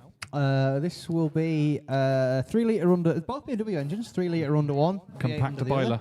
Huh? Compactor boiler. Compactor boiler. Compactception. It's definitely... I don't know. Jory's out on the compact for me. I think some of them look incredible. Like, some of them are really, really smart looking cars. They're savage cars. Yeah, yeah. And I remember when they were kind of the unloved, ugly duckling of the E36s and nobody wanted them and you could get them for threepence halfpenny. Threepence halfpenny. What's that so funny? That were currency back in the day. Are we going to do this? Do you want me to go, all right, my lover, want some cider? All right, me lover. Oh, proper job. Right. Yeah, it's the say if you want to get in the battle of the accents, Matt, I've got plenty of ammo in this cannon. I'm doing it out of respect. So we will fling them in now. That'll be Hayden Renton to lead out Jason Caven there. Hayden in the V8 powered compact, Jason in the 3 litre compact. Obviously, Hayden really look at the line from Hayden Renton right out to the edge of the beautiful there, with Jason Caven tucked in right behind him, giving and asking no quarter of the other. Jason Caven risking the corner lights of the Strong Pact. But pushing too hard, and an over rotation from Jason Caven. Goodness me, very uncharacteristic mistake there from the cool and unflappable Scotsman. Meanwhile, Hayden Renton laying down an absolute masterclass of a lead line there. Sorry, absolutely brilliant run. I do apologise to anybody who I yogied then. You yogied? I yogied a bit, then I kind of the volume got right up there. So, yeah, I did a bit of a yogi there. Save it for the final. Save it for the final. I can't save it for the final. I'm honestly amazed Yogi's got a voice by the time he gets to the final sometimes, because I don't have a voice and I'm nowhere near as exuberant. As exuberant. Yeah, that's the word I'm looking for. Is 10/10. That's my personal fucking thesaurus. He's great. You finish your sentences. I did find something on Thursday, no, yesterday, YouTube was like Volkswagen, randomly off Amazon. The So we're going to flip them around and we're going to go again, ladies and gentlemen. So this will be Jason Caven now to lead in Hayden Renton. Obviously, Hayden on a 10-0. Jason. Yeah, Hayden on a 10-0 away from Jason. So Jason really going to have to try and force Hayden to push hard here and hopefully get himself crossed up. It's very hard to force an error in the lead position. So it's very much going to be a case of Jason needs to run away from Hayden, maybe get an inactive chase, something like that. But I don't think Hayden's... I think he's far too savvy for that, Matt. What do you reckon? He's not flappable, is he? I've never seen Hayden flapping. Absolutely. Hayden's another one who's as cool as a cucumber. I don't know how he does it. I can only assume that he has loads of aromatherapy oils pumped into his helmet. Aromatherapy. It's a great idea. I'm honestly amazed no one's ever designed a race car with an incense burner in it. He has. It's all the oil burning off his manifold. It's a V8, isn't it? So horrible. Just drip oil everywhere. That's the best engine ever made, that. I don't know what you're on about. Well... So we will get them down to Princess G-Tech, Little Miss Amber, and we will find out who's got compact supremacy. I think the compact's got it. You reckon? Yeah, compact's got it for sure. Yeah, compact's got it. Compact with a number plate.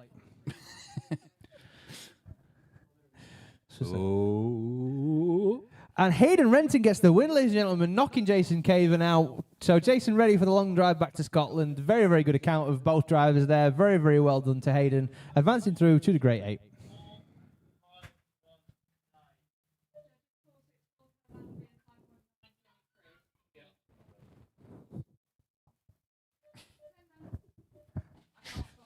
So we're going to go right back to the beginning, and we are going to now go to two young drivers in two very, very different cars. Callum Allenby in the JZ S14 Zenki to lead in Johnny Crisp in the V8 Volvo. V8 Volvo, that rolls off the tongue so nicely, doesn't it? Callum really, really doing a good job there. Great lead line so far from a man who's really, really mastered this circuit. But Johnny Crisp is absolutely not letting Callum get away. He will not be taken down lightly as he really pedals the Volvo there, absolutely flying in up behind Callum Allenby, really pushing up. Ooh, a little bit of a straighten there from Johnny Crisp, but manages to reinitiate. Look at the proximity now from Johnny Crisp as he absolutely does it. He wants Callum Allenby to feel him blinking. He is absolutely pinned and across the line, ladies and gentlemen. Round of applause for Callum Allenby and Johnny Crisp there. Where else can you see this, ladies and gentlemen? Absolutely, the variety of vehicles here. And also, like I'm aware of how much effort it took John and his dad to actually get that engine in that car. Because I don't know if you know, but the 340s, 360s, they don't have a gearbox. Oh, yeah, it's a transaxle. It's a transaxle, so the transmission tunnel is about an inch tall. Yeah. So so it's a huge job to actually get one of those to fit a conventional engine and box. So I would say all the tunnel was hand fabricated, everything like that. So it was a huge undertaking for the two of them. Mad. To fit that Toyota V8 in there. I think the only thing I can take away from that was Johnny got caught up through the middle here. Yes, absolutely, Rogerson's. yeah, and obviously Callum reaping the benefits there of a nice wide 18-inch tyre to squat down and pull away. And a beautiful line as well. Absolutely, yeah. Callum, like I say, definitely, good old Pearl, he's definitely got the measure of this circuit now. So we'll flip around, we'll go again. Johnny to lead in. Callum. Johnny, look at the line so far from Johnny Crisp. What a great initiation there. Very, very wide. Lots of opportunity for Callum to tuck up. And look at right out to the edge of the circuit. Both drivers very, very good so far. Putting on a clinic here, these two young guns. Absolutely great so far. Coming through Rogerson's, through Mangiali. Absolutely bringing it right to the peak of the grip levels. Making sure that neither one of them is asking any quarter of the other. But look at the dive now from Callum, and look at the proximity. They're such a similar colour, I can't tell where the Volvo ends and the S14 begins. Fantastic. And across the line, ladies and gentlemen. Whoa! Doctor! The forbidden concrete.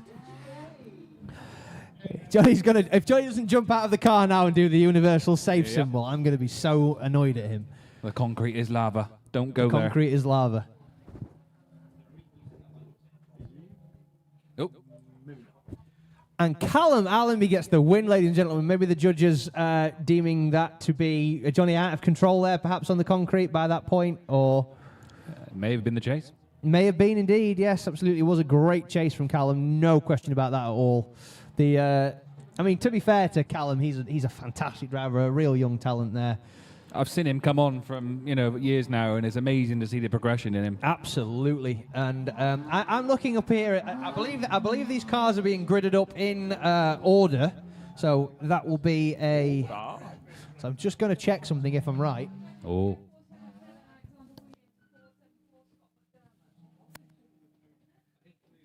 Yes, so indeed, as I thought, Harry Cunliffe's next battle will be my old buddy, Mr. Matt Gell, Oh, for all no. the marbles. So that's going to be a top 16 for the books. Now, Are they both Northerners? Sorry? Are they both Northerners? One's from Hull and one's from Wigan. So yeah, they are Northerners. Yeah. There you go. Look. What does that have to do with the price of coal? Well, it's a battle of Northerners, isn't it? Anyway, Alex Williams now to lead in Scott McDermott here. Alex Williams really throwing it wide there in the bright highlighter pink S14 with the fresh DY2J under the bonnet. Scott McDermott really not letting the fact that he's a litre and 2 cylinders down, pardon me. What a dive. Wow, look at the dive from Scott McDermott there. What a great showing so far from McDermott. Whoa, but gets almost crossed up there. And Scott gets shut down. Unfortunately, just chasing way too tightly there, which means he's had to reinitiate, and now it looks like the bumper's slightly askew on the Skid Risk S13. Was that a dirt drop from Alex there? That's a good question. I I do believe saw a the brown judges are going plume. to the tape. Was there more of a bumper there when he came around the last time or not? Yes, there might well have been. Okay, that'll be why then. Poor old Jamie's getting his steps in to go and recover Alex Williams' bright pink. I tell you what, you never lose that bumper, would No. you? Like, can you see the No. bumper anywhere on Yeah, what track? bumper? I'll just follow this beam of light. Camouflaged.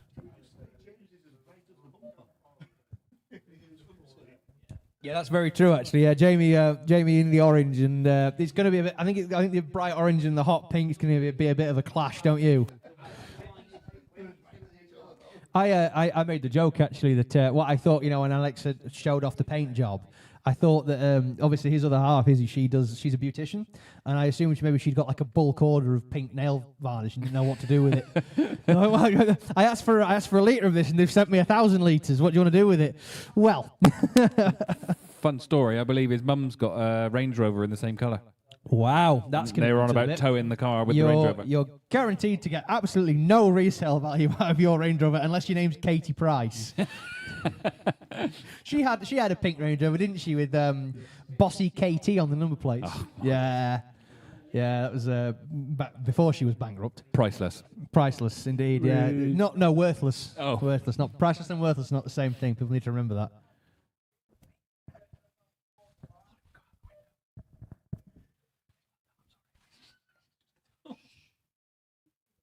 I know what he's just done.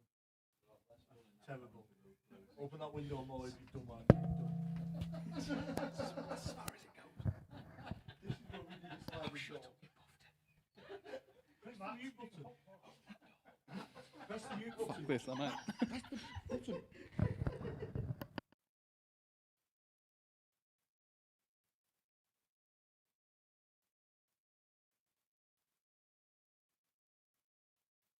Guys, for that, because we just got all silent. We have technical issues in here.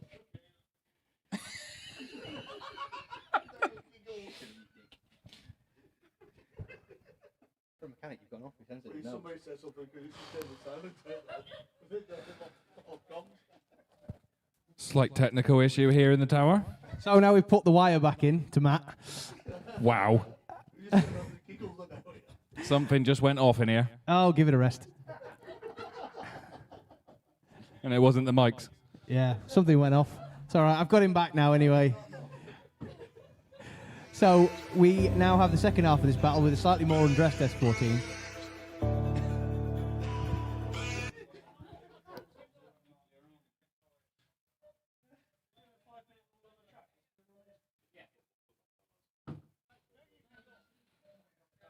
Right, bodywork being forcibly removed. Yeah, well, I mean, it's either got to all be off or none of it to be off. So, I'm a fan. what, of ripping bumpers off? Yeah, Yeah, that's what they're for. special skill, innit? Special. You Yeah. quit calling me special. You are special. Oh, thanks. At least that's the way the council would put it. I get to go on a bus. I was about to say a yellow one with square wheels, but that would be horrible, and I wouldn't do that to you. So we've now got both cars back and in without any flapping error. So we're going to spin the round and we're going to go again. So now it will be Scott McDermott to try and make up for what I believe to be a 10-0 to Alex. So Alex runs a lot more power. So is he just going to be able to use that to plant the foot? I mean, it's some machine, that car. Oh yeah, no question about it. Like the 2J under the bonnet of that, obviously. The 2J is a ubiquitous engine setup. The first competition outing as well. It is, yes, yeah, for in that particular guise. yeah. In fact, no, it's the first competition outing for that car because remember it was the practice day where it started to pressurise. Oh yeah, of course it was. So it was unfortunate that he hasn't been able to drive that all year. So hopefully he's making up for some lost time now as Scott McDermott flicks it in. Very, very aggressive flick entry there from Scott, but not phasing Alex Williams as he sticks. So just leaving a little bit of room there. Probably aware that he's sitting on a 10-0 and doesn't want to knock off any more of the highlighter pink. What colour do you get when you mix pink and green? What the atmosphere is in this room. Oh, shut up. I don't know where to go with that. It's very atmospheric. So anyway, what are we doing again? Drifting, yes. Yeah, So wow, Scott McDermott actually pulling a really big gap on Alex Williams there as they come through Luna Bend with the wing flapping on Scott McDermott's car and the light illuminating nothing but the foot below it. So I think it's going to take more than that to overturn a 0 there. absolutely, I agree with you. Yes, it doesn't really matter. I think Alex has played it very safe there and very, very conservative. I think if he's pushed any harder, it might have come a cropper and it would have overturned an advantage. It's a calculated risk, isn't absolutely, it? Absolutely, calculated risk. That's all drifting is really. So it's going right up to the precipice of ballsing it up and then without ballsing it up. Yeah, and then wheeling it back just enough. Oh, the flag's up. It's one more time, ladies and gentlemen. They're going to go at it again. Judges, can I ask for a reason?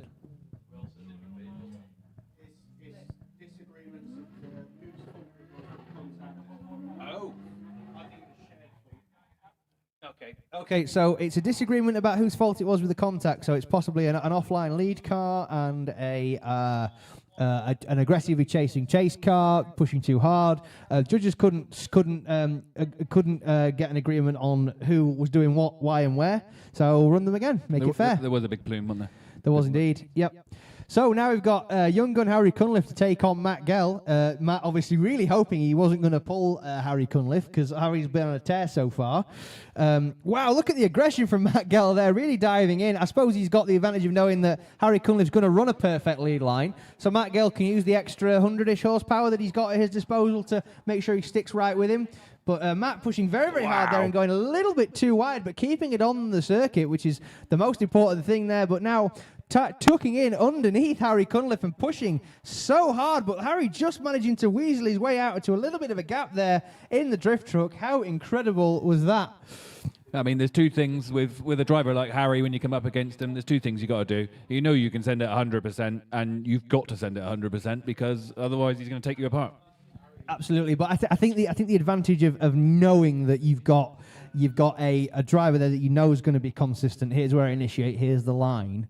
You know, when if you're chasing a driver who's a glass cannon, who's just wildly inconsistent, it's very, very difficult to make sure that you can really push behind that driver. Exactly. It's very, very difficult. Harry's a machine. I mean, you know full well if you send it into Luna like that, like Matt Gell did, that you know Harry's not going to be there by the time you get there. No, absolutely, yeah, that's the thing. I mean, that Harry Cunliffe's a machine. That would explain why I saw him with the USB-C plugged into his ear. Oh, is that what it is? Right, okay, that makes sense. Yeah, fair enough.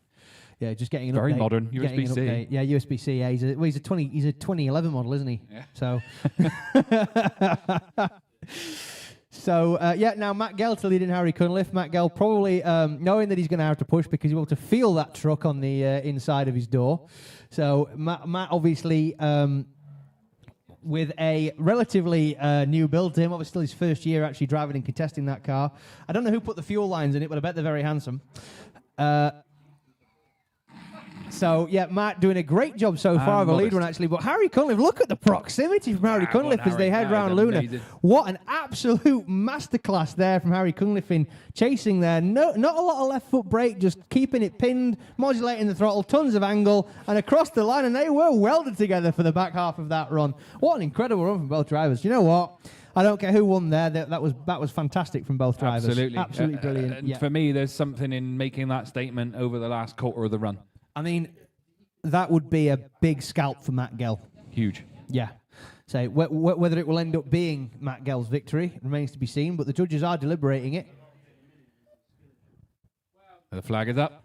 Harry Cunliffe gets the win, ladies and gentlemen, knocking Matt Gell out. But I've got to say, Matt kept him honest the whole way through that run. There was no storming away with that for Harry Cunliffe at all. Nope. Absolutely fantastic showing there from both drivers. Fair play to Matthew. If Harry's got to work hard for a battle like that, that's good going. Yeah, absolutely. And Matt Gell too. I mean, I think that's probably the best, most tidy, clean battle I've seen Matt be in all year. Like, genuinely, like, that's really, I think he's really gelling with that car now. But we must move on backwards to the one more time of Alex Williams and Scott McDermott. Now, wow, neither driver letting up this time. Scott, like, well, I've got no bumper on it now, so I might as well just try and knock the bash bar off instead, hey. So Alex really not letting it phase him too much, though, keeping lots of angle there through Mangiali as Scott McDermott's wing flaps in the breeze. Oh, and that dive again. Whoa, and another big dive from Scott McDermott, but is he going to leave Alex any room? Oh, just transition. about, but a very early Straight in. transition and a little bit of a straighten there from Scott McDermott. Oh, and now Alex Williams is able to pull a bit of a gap there. Scott not quite finding that incredible proximity that he had the first time round, and across the line. Alex being bullied around by his old engine. Is that his old engine? No. Oh, right. Oh, I see Same what you as. mean. Right, okay. It's the same setup. Alex's old engines don't ever go again. Alex doesn't have old engine. Alex has scrap that he takes out. Alex has a big bin. Yeah. He Alex has disposal. He has a scrap man who's lighting his cigar with a £20 note. How many SRs am I taking away this time? Does it make you sad about how many like really expensive engines and gearboxes that were probably savable got scrapped? Just like over the years, it's made me kind of sad. Like when I look at like the amount of people who've like scrapped like clean SR gearboxes and things like that. You know what I mean? Like I'm sick of tripping over my SR gearbox. You know what I mean? I just like I'm gonna throw it away. And you're like, That's the scale of values, though, isn't it? When the things are. Well, it's scarcity, isn't it? That's why. I mean, the thing is, the thing is, like people go, "Oh, I wish I'd kept this because they're so expensive now." But I'm like, but they wouldn't be expensive if people had kept Didn't them. throw them because away. they'd be everywhere, wouldn't they? Yeah. There'd be 10 a dozen. So it's like, that's always the thing, isn't it? It's like So Alex has single-handedly made SRs expensive. Yes, yeah, well, he's definitely contributed. So now we've got Scott McDermott to lead in Alex Williams. Scott giving a very, very good initiation there. Lots of room for Alex Williams, but Scott checking up a lot on the handbrake as he comes round. Keeping the car nice and wide, though. Very, very good lead line there for Scott McDermott. Alex looking like he's hitting the limiter there. Really, really struggling with grip and wheel speed. As Scott McDermott really plants his foot there, gets away a lot further away. Is Scott McDermott from Alex Williams than it was in the reverse position. Alex cutting the track there to get some proximity. Oh, was it too soon? But was it too soon indeed? Yeah, Alex on a very, very tight inside line and letting Scott open up and across the line. It has a very cool sounding limiter on it, Alex's car. It definitely does. It's a Cyvec, I believe, which is unmistakable. Yes, the Cyvex ECUs. Have you ever cracked one of those open? No. 46 million fuel tables. Amazing. Yeah. And Scott McDermott gets the win, ladies and Excellent. gentlemen, knocking Alex Williams out of competition there. But to be fair to So Scott, the SR took the win. the SR did take the win. That's not good. But an excellent showing there from Scott McDermott. I mean, it was a great first outing for Alex Williams in the freshly rebuilt car. I believe Ryan Hughes has had some input on that thing. And Yes, it was Ryan Hughes. I think Ryan Hughes wired it all. Right. And you know Ryan Hughes is good at what he does because he wires an Astra pump in properly. Oh, well, You know, yeah. like where because Not many people do that. I'll be honest, I didn't wire the Astra pump in properly. Well, That so I fitted. you got the delay. You Yeah, gotta so wait. I've got the delay and the low speed. Yes. So anyway, we must move on now. Jack Coburn to take on Nathan Rudd. Now, this has championship implications for Jack, of course. He needs to make sure that he can keep hunting now. So this is a very, very good run so far from both drivers. Obviously, both these guys driven a lot of laps of Driftland together at various big events. straight in from Whoa, but a Ruddy. big jump on the standing water there from Nathan Rudd. A strange position on track. And getting crossed up there, losing ground, losing revs. No, and Nathan Rudd thinking better of it, straightening and reinitiating as Jack Coburn just puts on a clinic, bounces the E30 touring off the end of the rumble strips and across the line. It's easy to think that when you see Jack Coburn driving, easy to think this is actually quite easy. But Nathan Rudd is a savage driver, and this is actually quite a difficult game. Oh, absolutely. I've always had an incredible. I'll be honest, I can't do it. Like, I'm not ashamed to admit it. Why not? Because I'm not. I can't. I lack the ability to think dynamically enough. It's not the attitude. Okay, fair enough. But like, I've always been impressed with these drivers who are putting on. Like, I like watching in cars from people like Dean. But rather than focusing on his feet, it's just him. It's like just a shot of him, and he's as cool as a cucumber, touching the wheel once every 30 seconds. You just see the cogs turning. Yeah, Can't you? literally, and he's so locked in, and but it's like just another day at the office, and you think, God, like the skill level of this man, you know. And I think a lot of drivers are the same, you know. Like a lot of the people very good at steering with the throttle and things like that, which is Jack Coburn's game most definitely. Amazing. So wow, Nathan going dirt very drop. very deep there, dropping dirt. Jack Coburn not letting it phase him, just lets the wipers wipe away the offending articles and carries straight on behind him. Nathan, a very strange line there, almost straight from Nathan Rudd, like the car's not... Something's not right with that. Big handbrake drag there from Nathan to try and keep the car on angle, which is not where the judges want to see a handbrake drag at all. So now keeping his foot firmly in it and planted Nathan Rudd to try and get some gap away from Jack Coburn, but Jack not letting it happen and keeping him perfectly reeled in. Is that going to be enough? I'm going to put it out there. I reckon Ruddy's steering's binding. On Nathan's car? Yep. Yeah, that wouldn't surprise me. It's, Engine mount gone. Jap jumping up, grabbing the column. yes. Yeah, that's not a bad show. I mean, they're not famed for strong engine mounts, are they? 46ers. And Jack Coburn takes the win, ladies and gentlemen, knocking the underdog V8 Nate out of competition. Jack keeping his championship charge alive in the E30 hearse. Worth the trip, wasn't it? Absolutely, so far. I'm not sure his Pembrey run was worth the trip. No. No, obviously a big accident and a top 32 exit for Jack Coburn at Pembrey, so definitely after some redemption there. So now we have Peter Malloy to take on Oliver McDermott. Battle of the blue BMWs here. In fact, I think they might even be the same paint code, which is quite interesting. Ah, it is. So it's so obviously both of them running BMW powertrains too. Obviously the M54, the S54 M3 engine under the bonnet of Peter Malloy's, and the M52 B28 with its neck absolutely being wrung by Oliver McDermott. So Peter there really pushing hard, nice and wide at the edge of the circuit there. Oliver McDermott, Ollie really trying to tuck in behind him. These guys will have driven together at various events. Obviously Peter, a long time patient of Driftland, and Oliver McDermott as well. So, great run there from both drivers so far. Absolutely fantastic and across the line. Can we just take a moment to appreciate how good that lead line was from Peter? Peter's an incredible driver. Like I've said this a lot. Like He's just gone in his own tyre marks from the last run. He does so much with so little. Like it's an incredible just like the ability of the driver. It feels also like I don't know if you ever get this, Matt, but do you ever feel like a driver just like their car wants them to do well? Like it's a very weird way to describe it. Right. Well, I feel like some drivers, you know, like some people they get a new chassis and then they're It just gels. They're years trying to get their eye in with it, and then you get some people that just jump into a brand new car, and it just sings from the opening song. You know what I mean? Yeah. Like it's like the car's just waiting on the man. And I'm glad for Peter, especially, because he's put so much into this. This is everything for them guys. Absolutely, yeah. And of course, Peter not running on an unlimited budget either, so No, exactly. doing a lot with very little. I mean, what's an S54 now? $5,000. So it's an more. It's an expensive motor to pop. As Oliver McDermott there doing a very good job so far, but look at the proximity from Peter Malloy. Incredible, great lead from both drivers so far. Yeah. Peter really not letting the young gun Oliver McDermott get away from him here. Ollie pushing very hard and going very, very wide. Oh, Peter following him off. Nope. Well. Ooh, now that's a What do you question say there. to that? I would say that is the chase car following the lead car off. I Yeah. don't know if that's how the judges will see it. Whether Peter should have thought better of it and backed down. Peter didn't want to get his car dirty. I'm not going in there. It's muddy in there. To be fair, the paint on that car is lovely, so it wouldn't surprise me.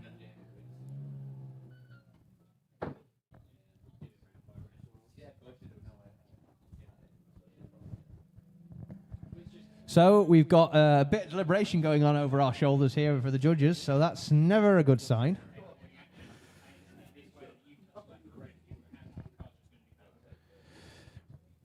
I think Amber's arms get tired. She's still like a scarecrow, bless her.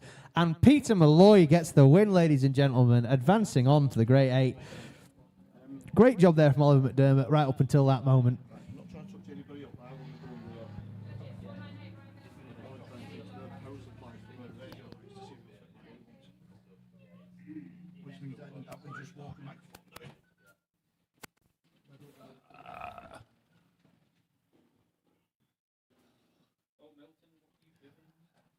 So Milton leading in. Lovely deep line that we used to see him from Ryan. Absolutely fantastic lead line there from Ryan, as always. Lorenus really having to work the SR hard there to stay behind Ryan, which is surprising, really. This is, to be fair, I mean, you would not know that Ryan's car had as little horsepower as it does. It's absolutely incredible, that car. The transition there from Ryan, absolutely brilliant. Lorenus sticking right with him, though, but can Lorenus now give it a bootful and clamp onto Ryan's? Ryan's still keeping a gap away from the much more powerful S14 there, not letting it phase him at all, and across the line. Those MX-5s are fast. They are. I mean, the thing is, you set them up right, they've got so much mechanical grip, and which is perfect in the wet, really. That's the beauty of having the double wishbone cars, isn't it? Yeah. Like, they're not, the dynamic change in the alignment's nowhere near A as... bit more control over Yeah, it. exactly. I mean, like the multi-link cars, like your S-bodies and things like that, you know, those wheels are moving all over the shop, aren't they? Yeah, You know, yeah. It's a totally different ball game. So you obviously transitioned from a trailing arm car to a multi-link car when you went from BMW to Nissan. Yeah, that was fun. Yeah. Did you find the difference in rear end grip? Totally different. Yeah, It's absolutely. like turning it on its head. Yeah, it's definitely a completely different ball game, I think, when you're battling with a trailing arm car. I mean, you see it in Drift Masters, the guys with the BMWs, the trailing arm cars, just go absolutely screaming off the line. Yeah, exactly that. There's way more grip available in a trailing arm car. Yeah, it's definitely a totally different kettle of fish. So Like inconvenient amounts of grip when you've got low power, yes, think. I can imagine. Yeah, definitely. Yeah, that's the caveat to that, isn't it? So we're going to flip them around, send them off. Lorenus, nice wide initiation there from Lorenus, but is he going to keep it on the straight and narrow? He is. I didn't see any dirt go up, so that's always a good sign. As Milton tucks nicely in behind Lorenus there, keeping lots and lots of proximity. Wow, what a transition there from Milton, keeping very, very close to the back of the S14. Oh, a lot of angle there from Lorenus, but manages to just about keep it on the circuit, keep it going. Obviously, Lorenus likes to drive on the lock stops. Look at that proximity from Milton. Absolutely great there from Ryan Milton in the little MX-5. He could practically park it in the S14. He's pushing that hard and across the line. Good battle.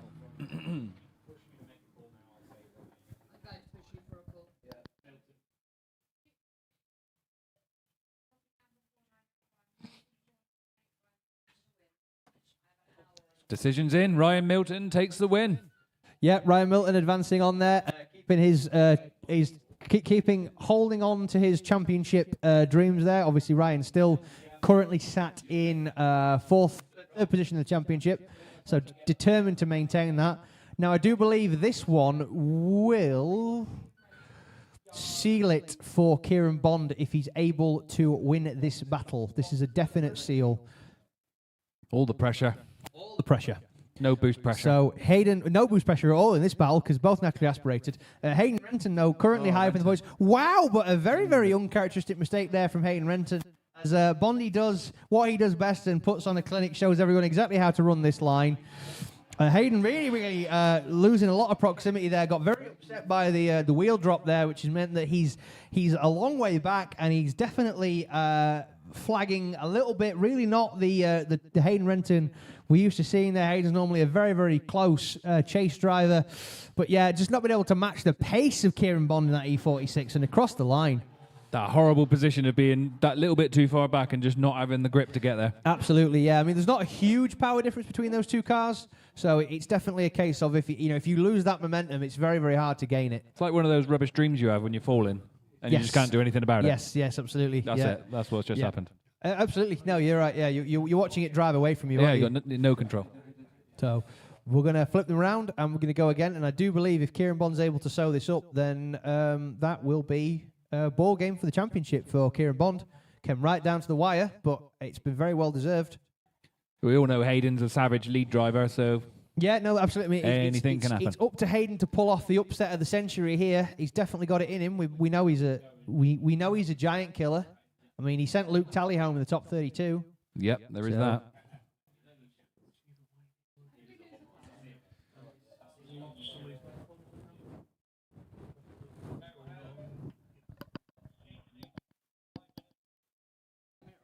Oh, and a 5-minute rule is being called by Hayden Renton. So Hayden with 5 minutes to go and check his car over. People who don't know, a 5-minute rule will cost you a single championship point, and it is the Basically, whatever the driver in their crew can do in those 5 minutes is allowable. So if somebody can do a gearbox in 5 minutes, it's perfectly possible. So the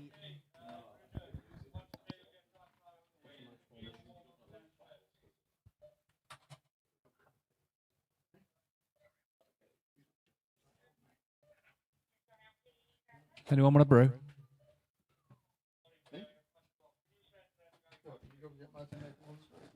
Hint.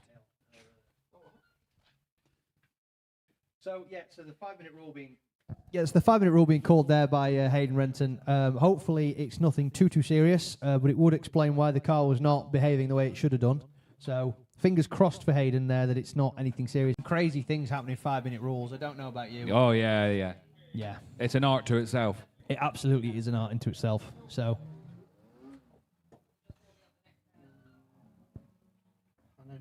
I've got very fond memories of seeing Jack Shanahan's S14 up on I knew you were going to up on say a that. 2x4. Yeah. While they changed the diff. Yeah. They've done gearboxes out in 5 minutes. They have done gearboxes in 5 minutes, diffs in 5 minutes. The one that there's the very famous picture from Mr. Kev Wilson from Smoking Images of the S14 at about a 60-degree angle with just a chunk of scaff plank supporting it. Imagine going to your local garage and getting, going to the tea machine, getting a cup of coffee, and by the time you finish your coffee, your clutch is done. Well, you've seen the video of John Shanahan from back in the day where he sat outside his petrol station, they pull a car and he starts hitting it with a hammer. Yes, that was what a man! awesome Love John Shanahan. Anyway, we must carry on. So we've got another battle of the S buddies here. Scott McDermott's having to carve his way through some S chassis pilots today. Callum Allenby doing what Callum Allenby does and running an incredible lead line so far. But Scott not trying to let Callum run away from him. But Callum says, this might not be up to you, mate. I've Scott got with a a lot more power. characteristic dive again. Absolutely, yeah. Scott really liking to gain ground on Rogerson's there as he comes flying down on a lot of angle and just plants his foot. Now Scott trying to climb up onto the door there, but Callum stands on the loud pedal, swings it in as hard as he possibly can, and across the line. Very good chase there from Scott, to be fair, though. Can't have a good chase without a good lead. No, absolutely. It's very, very hard to chase a scrappy lead line. That's something people will always tell you since time immemorial, that you basically, it's up to the lead driver not to do you in. So Callum laying down a perfect lead line, in my opinion. Yes, I would probably agree with that. I think you've got an absolute masterclass there from Callum. Smooth as silk, innit? Callum is very adept with this circuit. He knows it better than just about anybody. So he's done plenty. The problem is one man who knows it better. Be Sam Bickerstaff, whose car I can see parked up there with its new M2 Aero. Oh yeah. So I was just like, I'll just park it up there. People can look at it. It's like broken down. It's like when they, probably. It's like Waiting for it's like recovery. that car dealership in America that has the Dodge Viper on the plinth. Yeah. So we're gonna flip them around. We're gonna go again now. It's Scott. Wow, Scott with a big feint entry there, chucking it in with Callum Allenby following closely behind. Callum just being a little bit more measured and considerate there in the chase, making sure that he's exactly where he needs to be. No further, no harder. So, wow, a gap appearing there from Scott McDermott, though. Really surprising considering the pace of Callum Allenby around here. Scott definitely giving an incredible account of himself. Maybe he's not quite as deep in some of the clips as he could be, but in terms of his pace, he's absolutely up there with the best of them. Callum Allenby now really trying to reel him in, but will he get it done before the end of the transition and across the line? Nicely done.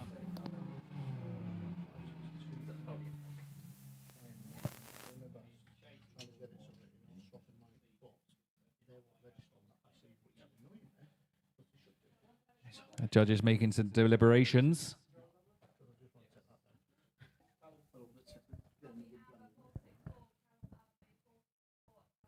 We have a result.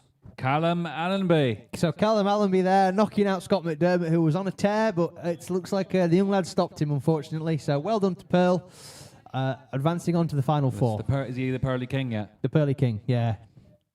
It was like, he's got a pearl necklace on. That's cute. Yeah, I'll never let him forget that. He could live to be 1,000 years old, and I'll still be reminding him. So now we've got a real battle for the ages. We've got Harry Cunliffe now to lead in Jack Coburn. One of these guys is going on the trailer. It's a question of who now. Harry in the Mazda drift truck, just running the same line he's run all day. Really, really keeping that car exactly where it needs to be, with Jack striving in behind him there, really working that M60 under the bonnet of the E30 Touring there real, real hard. absolutely smashing through the through Rogerson's corner there. Both of them absolutely welded together. But look at the pace of Harry Cunliffe now as he opens a gap up onto Jack Coburn. Wow, Jack really falling down there a little bit as they come towards the finish and across the line. No, it's a fast truck. It's a very fast truck. I mean, to be fair, they're both fast cars considering what's actually in them. You know, naturally aspirated V8s under the bonnet. It's not like they're basically truck engines. Yeah, exactly. Yeah, they're not powerhouses. They're the engines that are fitted into those cars were designed to be Luxo barges that cruise around at 2,000 RPM their entire life. You know, behind automatic gearboxes. So it's definitely not what they were designed for. I think you'd agree. As a wild Hayden Renton appears. Hayden now, obviously, whatever ailment was bothering the compact has been fixed. So it's a question of now getting those guys lined back up for the second half of their battle. So obviously Hayden succeeded in the 5-minute rule. Would guess it's probably to troubleshoot that intermittent running issue that they've got. If I were a gambling man, what do you reckon, Matt? Oh, it'd be a shame if it is, because sounds all right now. It looks pacey. Yeah, it does. Good bit of squat going on. Yeah, a bit of squat. It really does squat, doesn't it? Yeah, it's quite an incredible car. So we've now got to flip them round and go again. So that will be the E30 of Jack Coburn and the drift truck. Jack, so far on a very, very good line, but pushing possibly a little bit hard to the edge of the circuit than Harry Cunliffe was. Harry not letting it phase him too much, though, really working that little drift truck hard to keep it nice and tight up to Jack Coburn there as they go through Rogerson's.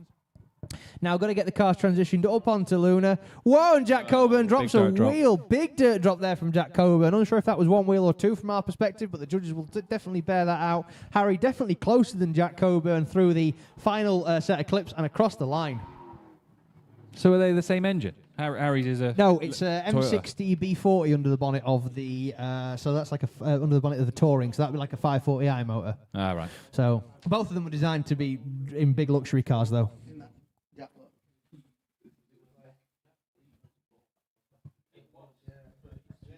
There's a lot of deliberation going on over our shoulders. And there's also a lot of mud on the windows at the shop. Oh, yes. Incidentally, guys, we should also mention that the merch shops, because of the inclement weather, have been moved inside of the briefing room. So we did not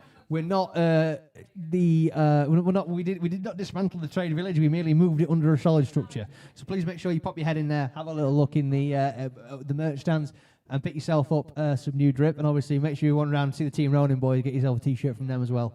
Just like an indoor market, then. It's like a bazaar. So you can go in there, dry off, buy some merch. Yeah. It's all good. Buy some dry, warm clothes to change into. New clothes as well. Yeah, exactly. Yeah, which is what I'll be doing later. What more can you want? Well, dry clothes would be a start. Although I've got to say, I'm quite dry now. And Harry Cunliffe gets the win, ladies and gentlemen, knocking Jack Coburn out of competition. So now we've got the other half of the Grade 8 battle. So this one is legitimately for all the marbles. This is a big one. Is indeed. So basically, if Kieran Bond is able to just keep his head behind Hayden Renton, this will seal his championship. Very, very good so far from both drivers. Hayden, wow, look at the dive from Bondy. I don't know what on earth he's being so aggressive for. Maybe just because he can. There's smoke appearing. There is smoke appearing. Do you reckon it's dry patches? Do you reckon there's that dreaded patchiness coming through, Matt? Yeah, it certainly seems that way, doesn't it? It's not a quick it's not going to be a quick drying out process given the saturation of the track. But if there's dry patches appearing, look at the dive from Kieran Bond. The proximity of the young man is incredible. But drops back a tiny little bit. Reinitiates and gets back in it. We're starting to see these conditions are looking proper tough now. Absolutely. So the photographers are approaching with extreme... although we've got to say, Georgie's really, really sprinting over there, and Chris is definitely having more of a leisurely walk. The result's in. And that means that your 2025 Drift League GB Pro Class 2 champion, sponsored by PO Performance, is Mr. Kieran Bond, ladies and gentlemen. Round of applause for Bondy. Sealing the championship. Very, very well done to Kieran Bond, ladies and gentlemen. So it's all his game. Rookie competition year. What an incredible drive from Kieran Bond. Absolutely drove like a demon all year. Can't take it away from the young man. Nope, what an incredible achievement. Fire. Absolutely on fire. People could learn a lot from a man with such little horsepower. It's a great example to set in Pro Class 2 where you can use a basic car and take a result like that. It's amazing to see. Absolutely. So it's now a battle for Harry Cunliffe to hang on to second place. But first, the hard-charging Irishman Peter Malloy and Ryan Milton have got to duke it out. So Peter there in the E46s are not big cars, but they look massive compared to that little MX-5. Characteristic dirt drop there from Peter. Absolutely, yeah. No, very uncharacteristic from the Irishman there, who's kept that car pristine the whole day. Obviously, knowing that Ryan Milton's a fast little lad and he's got to push nice and hard behind him. So the main thing for Peter, I think, will be just to try and avoid Ryan Milton doing exactly what Ryan Milton's doing right now, which is climbing right up next to him. Really not letting Peter Malloy out of his sights at all there and across the line. All the RPMs. All the RPMs. What's an S54 rev to? 8.1. Wow, did they rev that high? Mine's 8.2. No, Just saying that, putting that out there. And what is it before the crankshaft starts bending? 8205. Because that's what happens with people with the MX-5s. You know, when they build like really high horsepower and like MX-5 naturally aspirated engines. The trouble with those is if you spin on an MX-5 crank, it bends after 8400. Eep. Yeah, so it starts to deform. It can't deal with the rotation. That's German, eh? It's good. It's good, yeah. It's good, yeah. They're forged crank from factory, aren't they? I would imagine so. Yeah, they're not. I mean, this is back in when BMW didn't play around. This is back when it was like we've just built like the best natural aspirated inline six. Yeah, you know, most power. Like, yeah, per no cc. biggie. That's like 2002 BMW. Now it's like 2025 BMW. Your heated seat subscription has expired. Yeah. Let's not get too deep into that. Right, and the here we go. ramifications. But anyway. Ryan Milton now leading Peter Malloy. Obviously, Ryan pushing very, very hard there, knowing how fast. Wow! Look at the dive from Peter Malloy. Keeps it off of Ryan's door. Stops getting the blue on the pink there, but only just. What a dive from the Irish phenom there. Look at the transition through. Wow, really, really pushing his Ryan Milton. Peter not letting Ryan out of his sights even slightly. Wow. Wow. That's. Wow. I think that's what the kids would call techers. And look at the proximity from talking. Peter Malloy. Absolutely. The man is going to try and get in Ryan's passenger seat. He's like going to reach out and adjust his mirror for him. What an incredible run from both drivers. Chase driver. A round of applause from the judges and a round of applause from the commentators. Ryan's happy. Peter's happy. Both of them, hands out the window, tapping the roos. They're very happy boys right now with their toys. As Peter would say, that's how to do a chase run, so it is. So it is. So it is. So it is. So it is. So we'll see what that bears out. I think it's a tough call for the judges. It's like a gender reveal, isn't it? Is it the blue or Is is it the the blue? pink? Is it the pink? Yeah. Do you? I actually know somebody who killed his engine doing a gender reveal. Do you know that? No. Yeah. It was. In fact, Stephen McConnell broke his diff doing his gender reveal. Peter Malloy. Peter Malloy for the win, ladies and gentlemen. Well done to Peter Malloy, knocking out Ryan Incredible. Milton, who's going to finish off the tyres. A big gun, you know. Yeah, absolutely. So no, Stephen McConnell, you know, when he did his gender reveal for his for Max, he obviously tried to do a burnout and broke a GTR diff. Oh. Isn't it? That's a very expensive gender reveal. No, the one I saw The was university budget getting capped. yeah, There you go. literally. You're not yeah. having that, well, pal. the one I saw was a guy, because obviously it's coloured tyre smoke, which is like, Yep. what happens is the dye goes into the engine, Oh. and effectively, I can't remember what car it was. I think it was a BMW, but it had like a hot wire airflow meter. Yeah. And basically, Went lean. Yeah, it sucked up, it opened the inlet tract, coated the hot wire, and insulated it, and then it went lean and exploded. Not a good day out. No, good out. Instantly, that's what happens if you run oil panel filters. Did you know that? You know the Yeah. K&N Oh, oil I did know filters. that, Yeah, yeah. if you've got a car that's got a hot wire airflow meter like a Yeah. Subaru, and you've got like an oil panel filter, bin it. Well, the airflow meter. No, bin the oil panel filter for God's sake. Before Just you run end up map. before you end up with no engine. Yeah. So Get rid of the map. Run a map. well, exactly. Yeah, if your name's Matt Smith and your money's no object. And Peter Malloy. He hasn't got a map anymore. Oh, is he not? No, he's got full carbon intake. That's why it's so. Oh, like yours. Yeah. Yeah, it's a cool looking thing, that, isn't it? Yeah, very cool. The I bullied him. incidentally, Matt, do you know where else you can get real cool parts? Where? Our Pro 2 sponsors, PO Performance. PO Performance. Yeah, absolutely. So, you know, they'll take anything. They'll take any street machine Will they? and they'll make it into a drift car for you, as long as it's rear-wheel drive. Pavel will sell you all the bits you need to make it do all this cool stuff. You can get yourself adapter plates, you can get hydros, you can get shifters. like a one-stop you can get shop. One-stop shop. Everything you need, it turns up in a box. Excellent. Yeah, so that's the main advantage to Pavel at PO is if you want cool things, he'll sell you cool things. It all turns up in a box. Away you go. And Pavel's been kind enough to actually Can you do the invoice to say that it's something else? You say it's Volkswagen parts for Volkscraft X. Or no, just like, for the wife. For the wife. Or just like when, if something's $1,000, can you just put it down as 500 so you can just transfer, do that 50% thing? Transfer the, he needs an account set up that's something like, I don't know, some jeweler or something. He needs to make it sound like a that jeweler. lock kit was only 250 quid, love. Yeah, exactly. Yeah, fake invoices. It's like the thing on the menus. You get some restaurants. You get the menu. It's like my girlfriend's not hungry, and they put 5 more onion rings on your plate. So it's there's got to be ways and means around it. But no, incidentally, guys, if you have got the bug for drifting and you're looking to spend some money, hit up Pavel at PO. He'll be more than happy to bless you with every single thing you need to turn your car into a cool drift machine. And that's what we all want. Absolutely, what we all want. Yeah. What if you don't have a drift car? What if you have a Volkswagen? What if you have a Volkswagen? That's a good question. I'm glad you asked. Apparently, there's a bloke who fixes Volkswagens. There's a bloke. Yeah, some guy. Can't think of his name. No? No, it'll come to me. Hang on. If only there was some banners somewhere. Them ones that say, because I can say it properly and Yogi Can you? can't. Yeah, I can say Volkskraft. Oh, there's an S. Because Yogi says the Volkskraft. He says Volkskraft. He does, yeah. So I Oh. always. So yeah. So would that happen to be? Would Volkskraft X be happen to run by a chap such as yourself? I've heard it's run by a legend. Right. Yeah. Who told you that? He knows how to make a good cup of tea. He does know how to make a good cup of tea. To be fair, I wouldn't know. So does Mine's- Martin Monaco, it Martin transpires. does know how to make a good cup of tea. But what if you know? What if you In need fact, he made somebody? 2 good cups of tea. What if you need somebody who makes a good cup of tea and knows how to fix a poorly Volkswagen? I mean, is that a thing? That's too much, isn't it? Yeah, I suppose you can't be both parts. Too much of to the, ask. Both parts of the Venn diagram, can No. you? But so Matt, Right, can the I theme tune, sing the theme tune. Absolutely. So Matt, if you were to have a broken Volkswagen or a poorly Volkswagen and you're on the south coast somewhere, who do you take? Very it to? so. Volkskraft, of course. Volkskraft Exeter, yeah, who will sort out any ailment for your Volkswagen. Matt, what's the most broken Volkswagen you've ever had in? Blimey. How long have you got? Give us the absolute worst one and do it in like 2 sentences. Worst one. Blimey. We've had one. I had Once Upon a Time. This is story time. Once now. in a galaxy far, far Story away. time.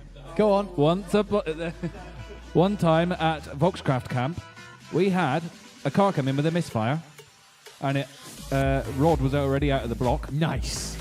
and still running. Was it a 1.4 twin charger? by No, it any was chance? 1.8T. Oh, wow, Leon okay. Cooper R. Wow, okay. What a machine. Well, Volkswagen really did Ran knock it mint out. other than yeah. the, Really did unreal. knock it out of the park with the 180, It wasn't didn't even they? really leaking the oil. That was back when Volkswagen used to really build engines. I Oh, think. yeah. That was back in the old days. Did you hear the story about the chap with the 1.8T Mark IV Golf? It did like 1 million kilometres, and then Volkswagen bought the engine back from him for like 10 grand. Right. And then gave him a brand new 1.8T to put in his Golf. And then they split this engine and put it in like a diorama. Well. And then the new engine, he had nothing but problems with it. Oh, really? Yeah. I didn't know that part of the story. So he went, So can I have my old engine back? And they went, no. I did know about the 1.8T that's stripped in bits, and like you say, it's in a glass cabinet at Volkswagen That Milton might be Keynes. that might be that engine. Yeah, so they've got Yeah. every component of the engine is on a shelf in this glass cabinet with an engineer's report as to how it It's is quite and whether good. it would carry on going. It reminds me a bit of you remember the COG, the Honda advert, where they had all the car parts Yes. like making a big Rube Goldberg machine. When I was a kid, that advert fascinated me, and I'd love to recreate it, but with all the random Volkswagen bits I've got in my garage. Blimey. Yeah, I've got like pretty much a complete Mark IV Golf in there now, so I'm fairly certain I could do it. So, so like I say, but the upshot of this conversation, ladies and gentlemen, is if you've got a poorly Volkswagen, the only man to speak to is Matt Smith at Volkskraft. And like I say, Matt is to me what I am to the rest of my family, where if I've got a problem with my car and I'm not sure what to do about it, I will ring Matt. There you go, and I'll put the kettle on.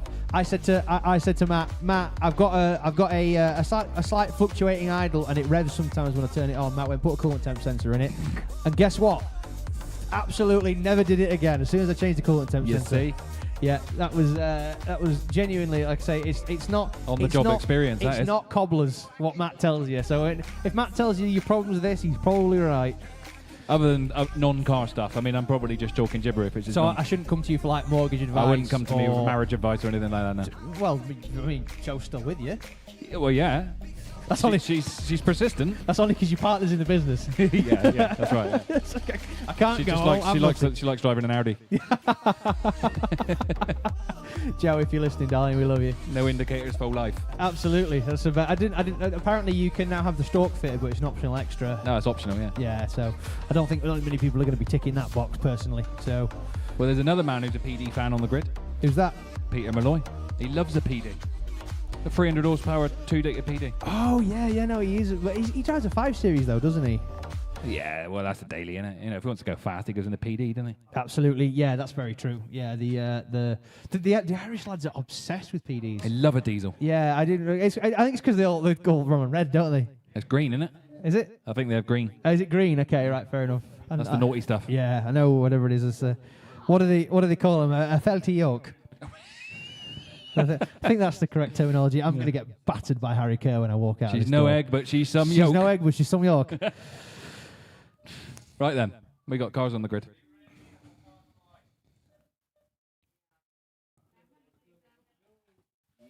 Whatever.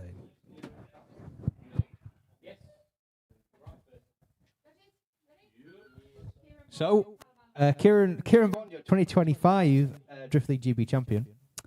He's just playing for the. It's bonus world now for Yeah. Kieran Bond. He's done what he needs to do, but can he take a second top step at Three Sisters? Oh wow! And it my. looks like that might be off to a cracking start there as Callum Allenby gets caught out there. Not quite sure what went on. So obviously Kieran's very fast in drift, but his entry is not as fast as some drivers. I think just down to the like a bit less straight line speed. So obviously the car's not a rocket ship, but it's definitely not as fast. It's definitely fast, but it's not as fast as. It's a slow burn. It is, yes. It's very very fast in drift, but its entry is definitely not. It's run up to the first clip is definitely not as fast as some drivers. Maybe that's catching people out. I don't know. And Callum's not overly pleased. No, there are a lot of angry JZ noises there, but it's obviously it's Bondi's to lose now. He's still got to get Yeah, round. very much so. So Callum's in a prime position to just do what he does, maybe clock in an active chase, but it'll be dependent on. I mean, we're going on and assuming that was, not Callum's fault. Absolutely. Or it was Callum's fault. We don't know. We don't know. We don't judge. We don't judge. We're not judges. Why would we do that? Right. Flip them round and send them again. Hello, Jared. Good to see you. Send it! So yeah, I hate it when he screams. You hate I know that. it's his catchphrase, but whatever. Anyway, so we've now got Callum to lead in Bondi. Callum, so far, doing an incredible lead run. So this will be the question of who goes through at the final and who ends up playing for third and fourth. So one of these drivers guaranteed a podium as long as both of them survive the end of the run, which, to be fair, with how Bondi's chasing, there's no grand guarantees. There's never a guarantee. No, absolutely not. No, but look at the proximity from Kieran Bond here, absolutely pinning it to the door of Callum Allenby in the S14. How? I just don't get it. That shouldn't be possible. No. That's not the dumb thing. But ladies and gentlemen, round of applause for Kieran Bond and Callum Allenby. Yep. What an incredible drive from both guys there. Oh, he's only got one brake light. Disqualified. No, it's fine. You can have. Oh, no, apparently not. Kieran Bond gets the win, ladies and gentlemen. In fact, I think. Have you ever seen an E46 without a short in the brake lights? Yes. Really? In my garage. Okay, fair enough. But that's not an E46, is it? Why not? It's about 2/3 of one. It's got E46 That's lights. pretty much a four-way car, that. Fairly certain if you could, he'd slide the back seats in the damn thing. Anyway, Harry Cunliffe now to leading Peter Malloy. So we've got the Irishman on a tear versus the ever cool as a cucumber. What a push through that Harry transition. Cunliffe. Wow, incredible. Look at the chase from Peter Malloy. Obviously, Peter and Harry are have driven together before, so they've probably got the measure of each other. But look at the transition there from both drivers. Peter absolutely pushing as hard as he possibly can, really making sure Harry's fully aware that he's there. He's not getting away from him. The proximity from Peter Malloy.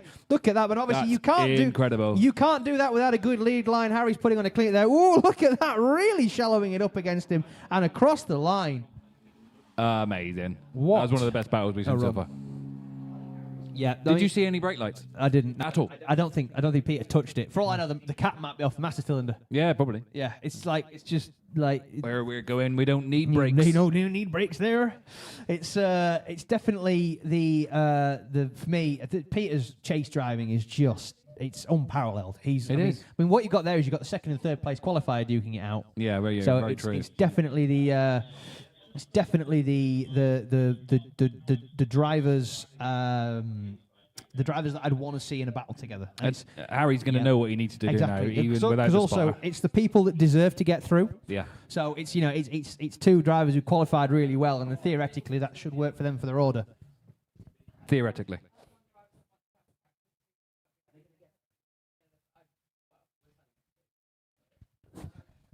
Quick announcement: any Class 1 drivers who want to head out for practice, please go and get with your cars, ladies and gentlemen. Thank you very much. Now we'll transition back to Peter Malloy and Harry Cunliffe. And so far, again, a clinic from both drivers here. Peter Malloy right out to the edge of the circuit there in the E46. Harry Cunliffe sticking right with him there. Ooh, dropping back a little bit on the transition, but only a touch. Definitely not under any circumstances a bad decision to do there. But obviously, Peter, the speed of that E46 is incredible. But look, wow, the gap appearing now between Peter Malloy and Harry Cunliffe is significantly bigger than it was the first time around. But it's still not to be taken away from either driver. What an incredible run. Well done. Well done indeed.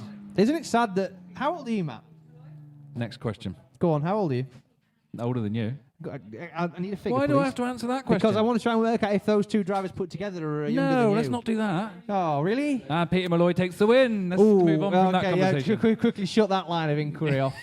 Yeah, it's no, absolutely great run there from both drivers. Peter Malloy advances to the final against Kieran Bond, so it's going to be some E46 on E46 violence. Well, basically E46 versus E46 there, isn't it? Actually, true, yeah, The good truck's point. an although E46, it isn't doesn't it? look like an E46, so it's The not quite the same. underpinnings of Harry's truck are Trying basically to- a BMW E46. I tried to explain that truck to my dad, who's not... my dad's not a car guy at all. It makes Does- no sense. Yeah, I said, so basically what they did was they cut the bottom of the truck out and then cut the top of an E46 off and the twain met. Haven't they done a Range Rover as well? Yes, they have. I'm super keen for it because I really like P38 Range Rovers. Yeah. I kind of want to offer Den some money for it so I can put chrome 22s on it and paint it bright yellow. I've seen a picture or a video of Dennis sitting in it, and he can see about as much over the bonnet as I can on my S13. There is no seat in the car. He's on the floor there. okay. So, but no, I really, because I'm a big fan of, have you seen the film Layer Cake? Yes. Yes, great film. It's one of my favourites, and obviously the car that everyone remembers from that is the bright yellow the Range Rangy, Rover. yeah. Yeah. So I would really like to buy that off Den and put some chromies on it and That'd be paint it very, bright very yellow. cool. I think that'd be cool to rock up to a drift event in. Yeah. Because do you know what? It's that car. And you everyone's- could tow your spare car with the I Ranger. could, yeah. But everyone's got that one turd car that they like. You know, that one car that you've got no. It's terrible, but you just for some reason Guilty pleasure. Yeah, you just desire one. Yeah. Like for me, that car is the P38 Range Rover. Yeah. Something about that car I've just always liked. You know it's going to let you down. Oh God, it's as regular as a Kennedy funeral. It's going to break. You know, it's just a question of when. Yeah. You know, like I mean, those 4.6 litre Thor engines are just horrific. Horrific. But something about the Is it a car. V8, is it? Yeah, well, you get a V8, and then you could get a really early single overhead cam BMW diesel, which is probably the one to have. Yeah. Um, What, so the diesel's better than the V8, is that what you're saying? on that particular occasion, yes, the diesel's probably the one to have. But you're talking Is it about a six-cylinder, the diesel? Yes, So you're saying a M51. six-cylinder Yeah. is better than a It's V8? a single overhead cam as well. I'm liking this conversation. Single overhead cam, 6-cylinder diesel. This is good. Yeah. The some equalising fluid has arrived. There we go. So while we just deal with it, I'm hoping that this light flicker above my head is not a sign of things to come. A little bit worried, not going to lie. I don't do well with jump scares. Huh?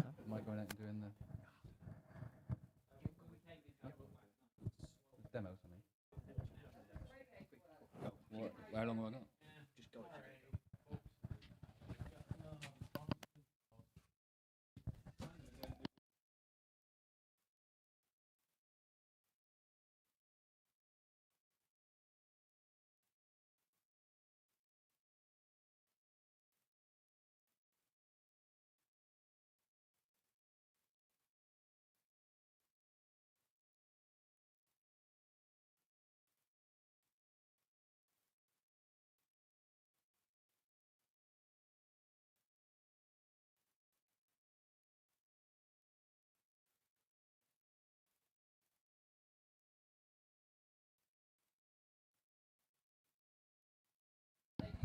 So, ladies and gentlemen, as Callum Allenby approaches now, I'm afraid I have lost my co-commentator here, Matt Smith, as he's going to go out and do a couple of exhibition runs in his car before we lose our sound window after the finals have been decided.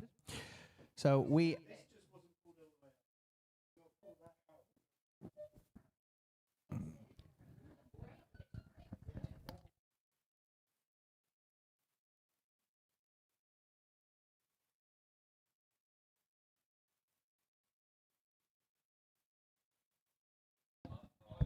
So we're going to warm them up, guys, and we're going to get the third and fourth place playoff decided. Obviously, we won't be giving the result at the end of this battle, but we will be giving the result at the podium after the pro Class 1 drivers have gone out and done their thing, which is why I've lost my esteemed co-commentator there, Mr. Smith. Fortunately, he had the forethought to warm his car up during the lunch break.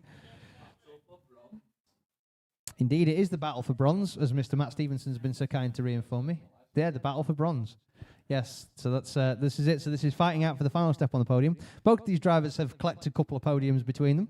So we've got Harry Cunliffe to lead in Callum Allenby there, but a very, very good line so far from both drivers. Harry on a calm initiation is how I would describe it. Doesn't do anything wild. It's his battle to lose, of course, same as Callum.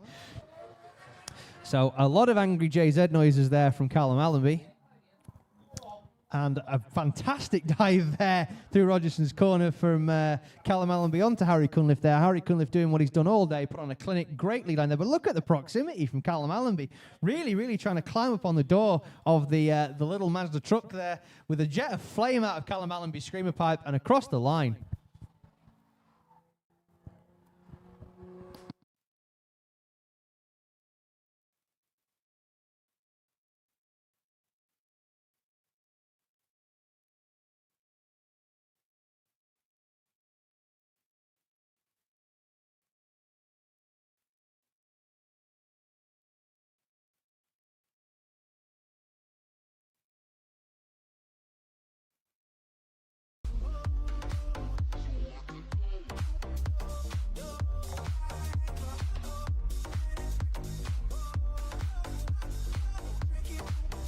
As the liquid power continues to fall on Three Sisters Circuit, it just won't leave us alone, this rain, will it?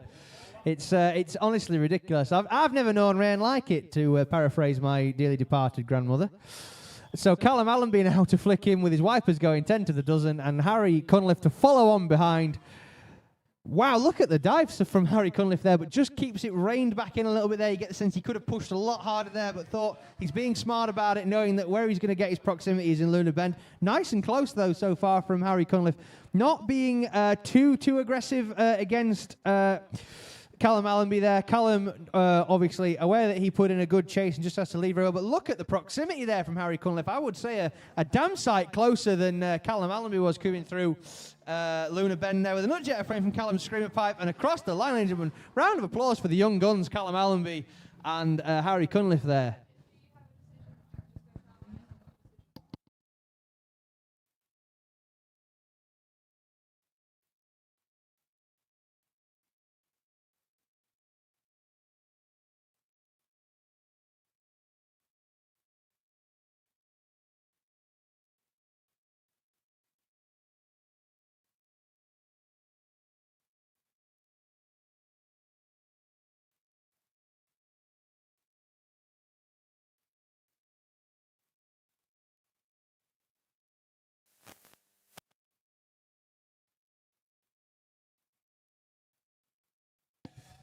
So, ladies and gentlemen, we have a decision for the third and fourth place playoff. What is that? I don't know. You're going to have to find out. Hang on around for the podium at 6 p.m. We're going to have a few Class 1 demos just to finish the day off before we lose the light. Before we do that, we've got a final to decide, people. It is the battle for E46 supremacy. Kieran Bond in the S54-powered E46 versus Peter Malloy in the S54-powered E46. Now, the cars may look similar, they may drive similar, but there is a good 100 horsepower of difference there between the two. So there's every possibility that the car of Peter Malloy is going to be superior in terms of power.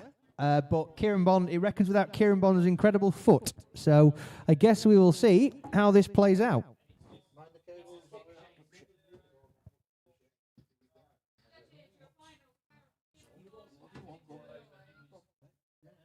you were pulling it. I saw everything falling off.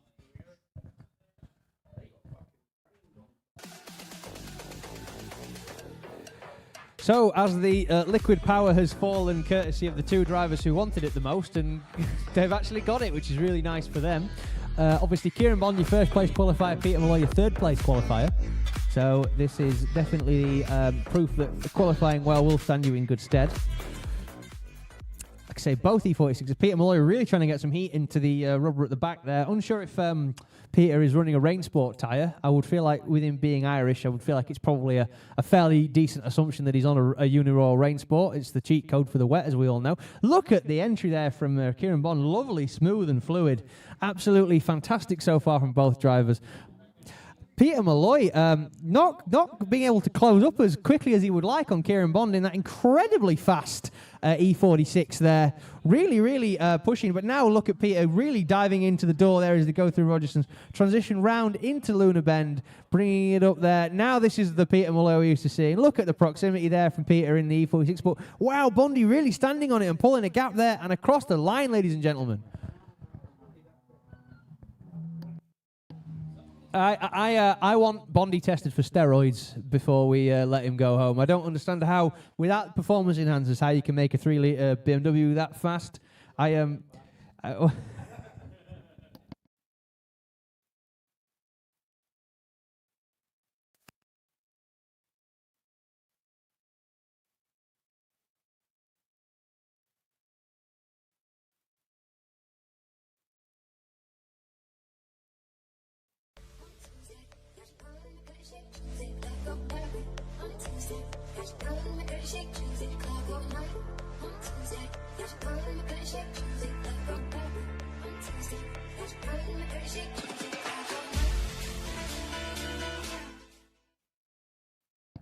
So here we go, ladies and gentlemen, for the possible final run of the day here. Peter Malloy doing an incredible entry there. Bondy tucking in right nicely. But wow, look at the dive from Bondy. Really, really trying to get on the door of the Irishman's E46 there. So it's Ireland versus Scotland. It's the Saltire versus the Tricolour. We've really got to push hard here, both drivers, because they both know that it's a difference between the top step on the podium and the second step. Both drivers, I believe, equally deserving to be on it, but it's a question of which man will come out victorious as Kieran Bond brings it right up to Peter Malloy's door there. Very, very good so far from Bondy. What an incredible run. Round of applause for your finalists, ladies and gentlemen. Arms out of the window, Peter Malloy and Kieran Bond.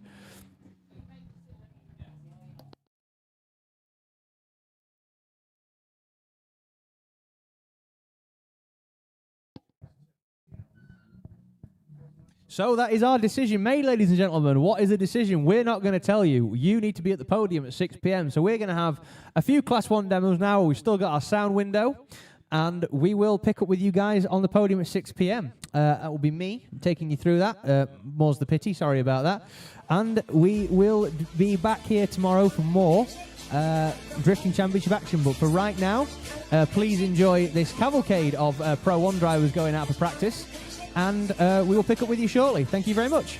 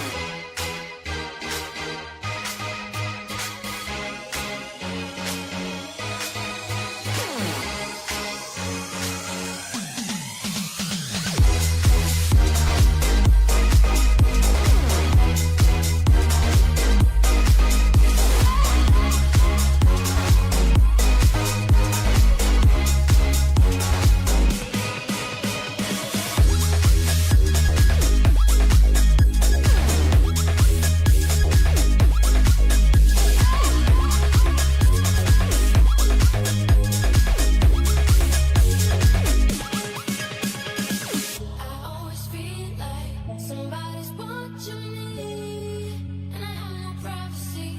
Oh, I always feel like somebody's watching me. Tell me, is it just a dream? I always feel like somebody's watching me, and I have no privacy. Oh, I always feel like somebody's watching me.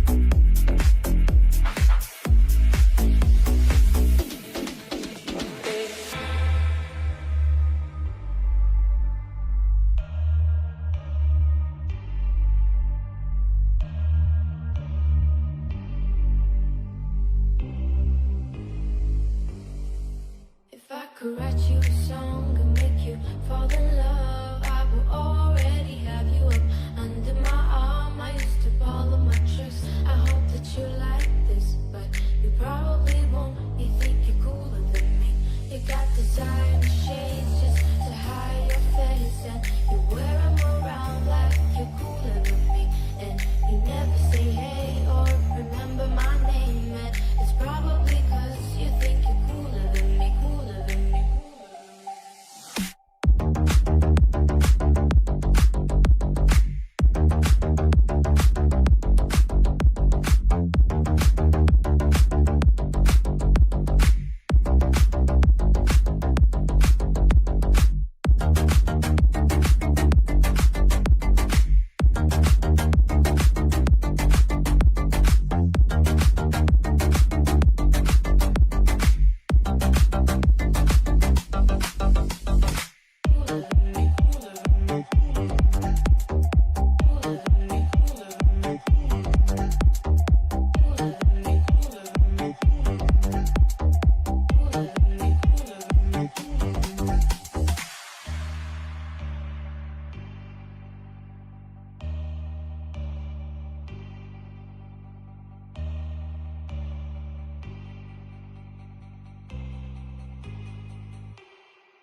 You got your high shoes on your feet, and you wear them around like they ain't shit.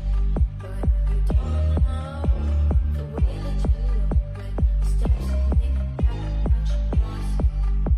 I got you all figured out in everyone's eyes just to feel seen behind your makeup. Nobody knows who you really are. Who do you think that you are?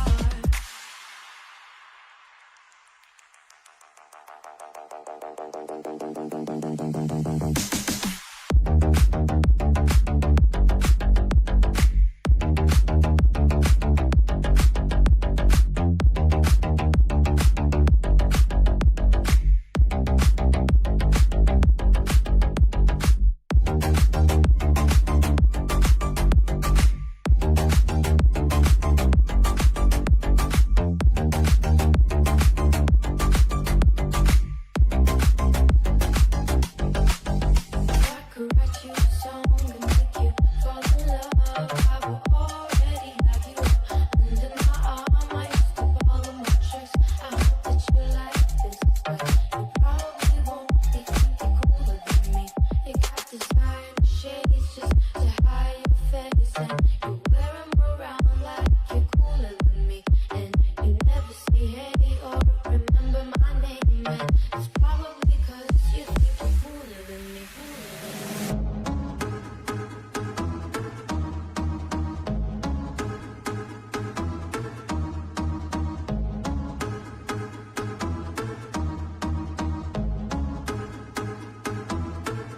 Alors, alors, alors,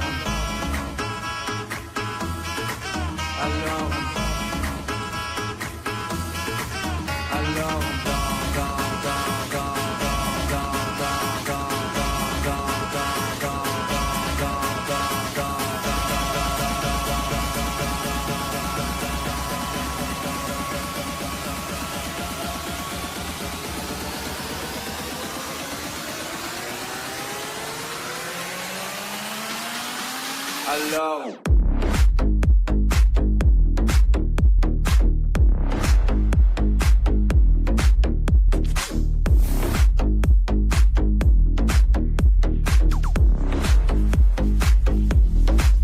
Alors, qui dit études, qui travaille, qui dit taf, je te dis les thunes, qui dit argent, dit dépense, qui dit crédit, dit créance, qui dit dette, je te dis huissier, qui dit assis dans la merde, qui dit amour, dit les gosses, dit toujours et dit divorce, qui dit proche, te dit deuil, car les problèmes ne viennent pas seuls, qui dit crise, te dit monde, qui dit famille, dit tiers-monde, qui dit fatigue, dit réveil, encore sourd de la veille, alors on sort pour oublier tous les problèmes. Alors on danse, alors on danse, alors on danse, alors on danse, alors on danse, alors on danse, alors on danse, alors on danse,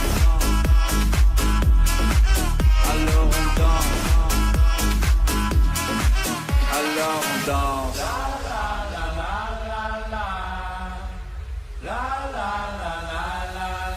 Alors on chante.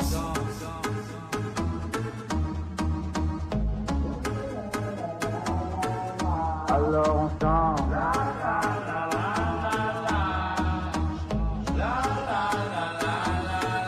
Alors on chante. Alors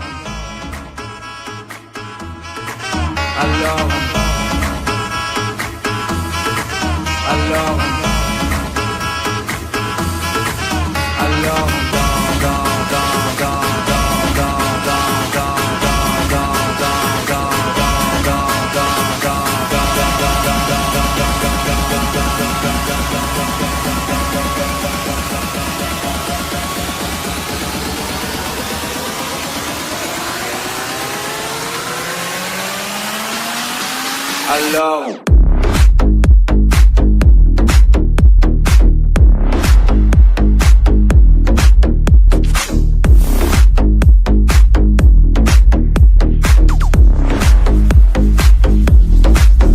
Alors, qui dit études, dit travail, qui dit taf, je te dis les thunes, qui dit argent, dit dépenses, et qui dit crédit, dit créance, qui dit dette, te dit huissier, qui dit assis dans la merde, qui dit amour, dit les gosses, dit toujours et dit divorce.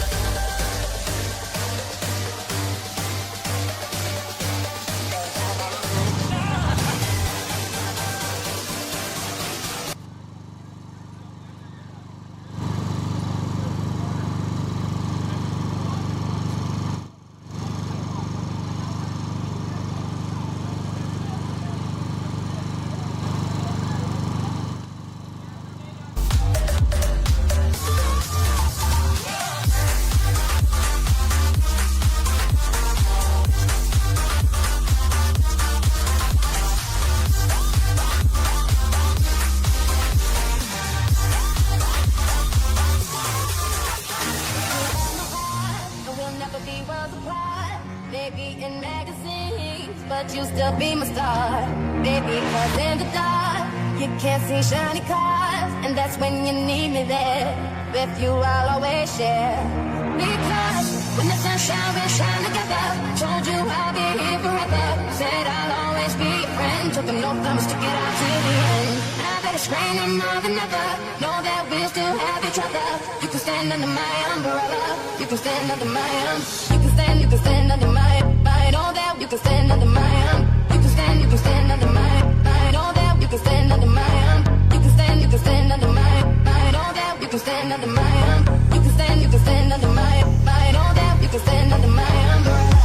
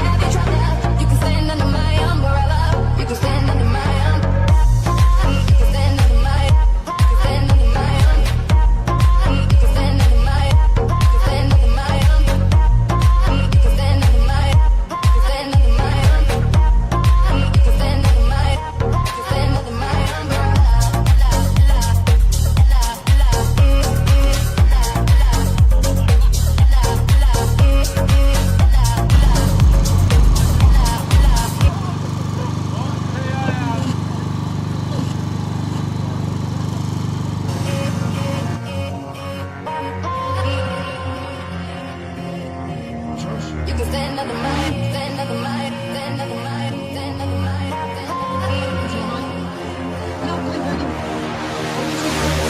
run into my arms, it's okay, don't be alarmed, come into me. Even when it's here, yeah? Okay. So here, this is my limited range. Is it working? Still working? Still working? Still working? Wow, okay, looks like I'm actually going to be able to do it. Wow, fantastic. All right, thank you very much. Ladies and gentlemen, thank you for sticking with us through that technical error, and thank you very much for this wonderful weather.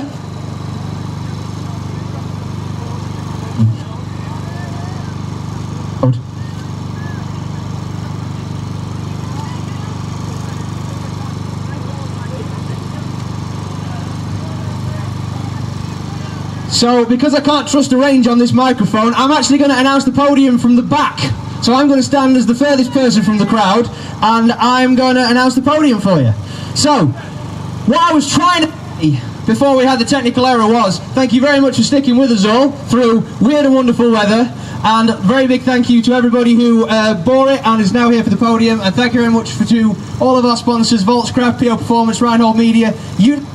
They supported us all year. Thank you very much to them all, and thank you guys for making this championship, setting it alight this year. The driver uptake's been fantastic. Round of applause for yourselves. So, without further to-do, unfortunately, I've had to denote the gift-giving abilities back to the handsome Mr. Kai Kilroy, because I haven't got my javelin throwing arm on. So I can't really present this award in person. However, the PO Performance Chosen Driver of the Day is a gentleman who's worked very hard for it, I think you'll all agree, has managed to come all the way over from across the puddle and still collect himself a new toy. So the PO Performance Chosen Driver of the Day is going to Peter Malloy, ladies and gentlemen.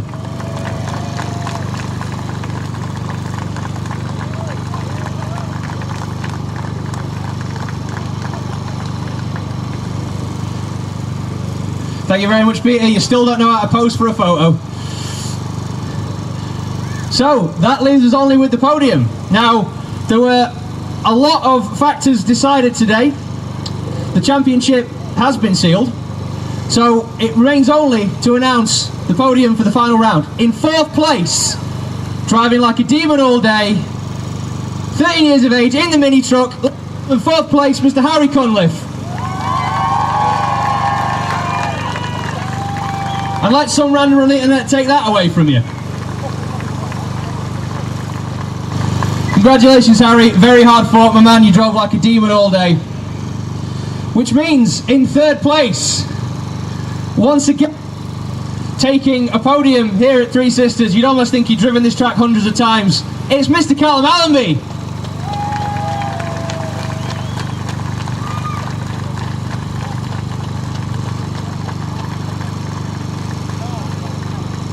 Very well, Pearl, congratulations. All that remains to be decided is who climbs atop the #1 step on the podium. So in 2nd place, he drives an E46. It has a number plate on the back. It's blue! It's Peter Malloy, ladies and gentlemen, in 2nd position.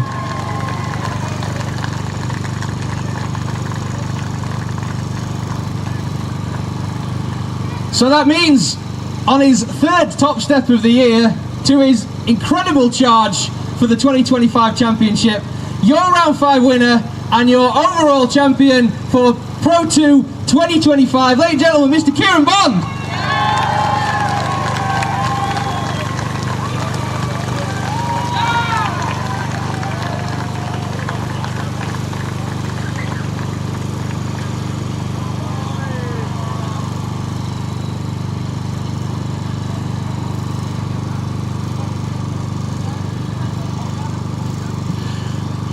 Thank you, Kieran. Your trophy's a new 2-piece design. So, ladies and gentlemen, all that remains for me is to thank you for your attendance today.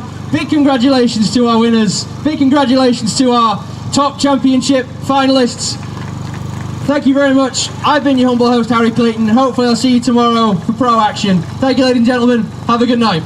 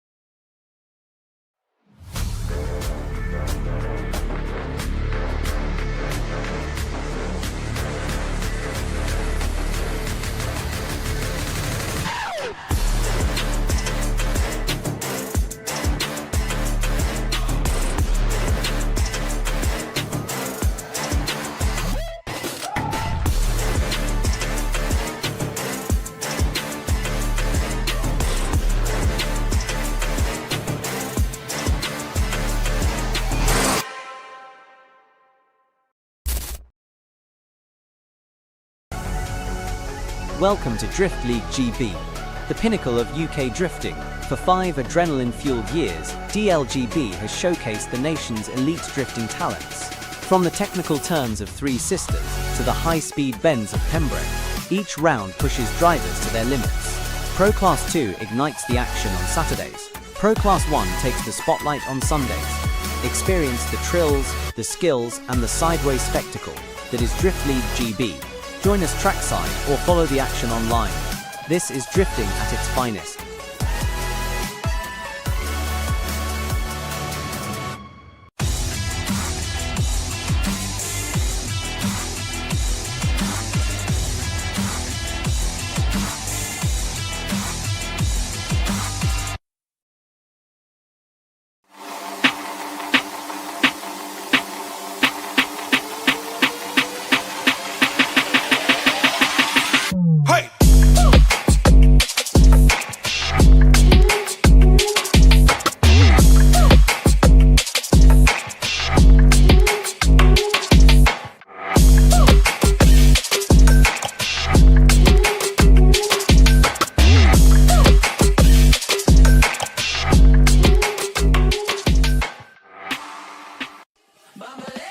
Reinhold Media is excited to announce our official coverage of the Drift League GB 2025 season. Get ready for full throttle action as we bring you live coverage of every event, featuring high-quality live streams, dynamic overlays, real-time results, and live commentary that puts you right in the driver's seat. Don't miss a moment of the sideways action. Don't forget subscribe Reinhold Media YouTube channel and stay locked in all season long.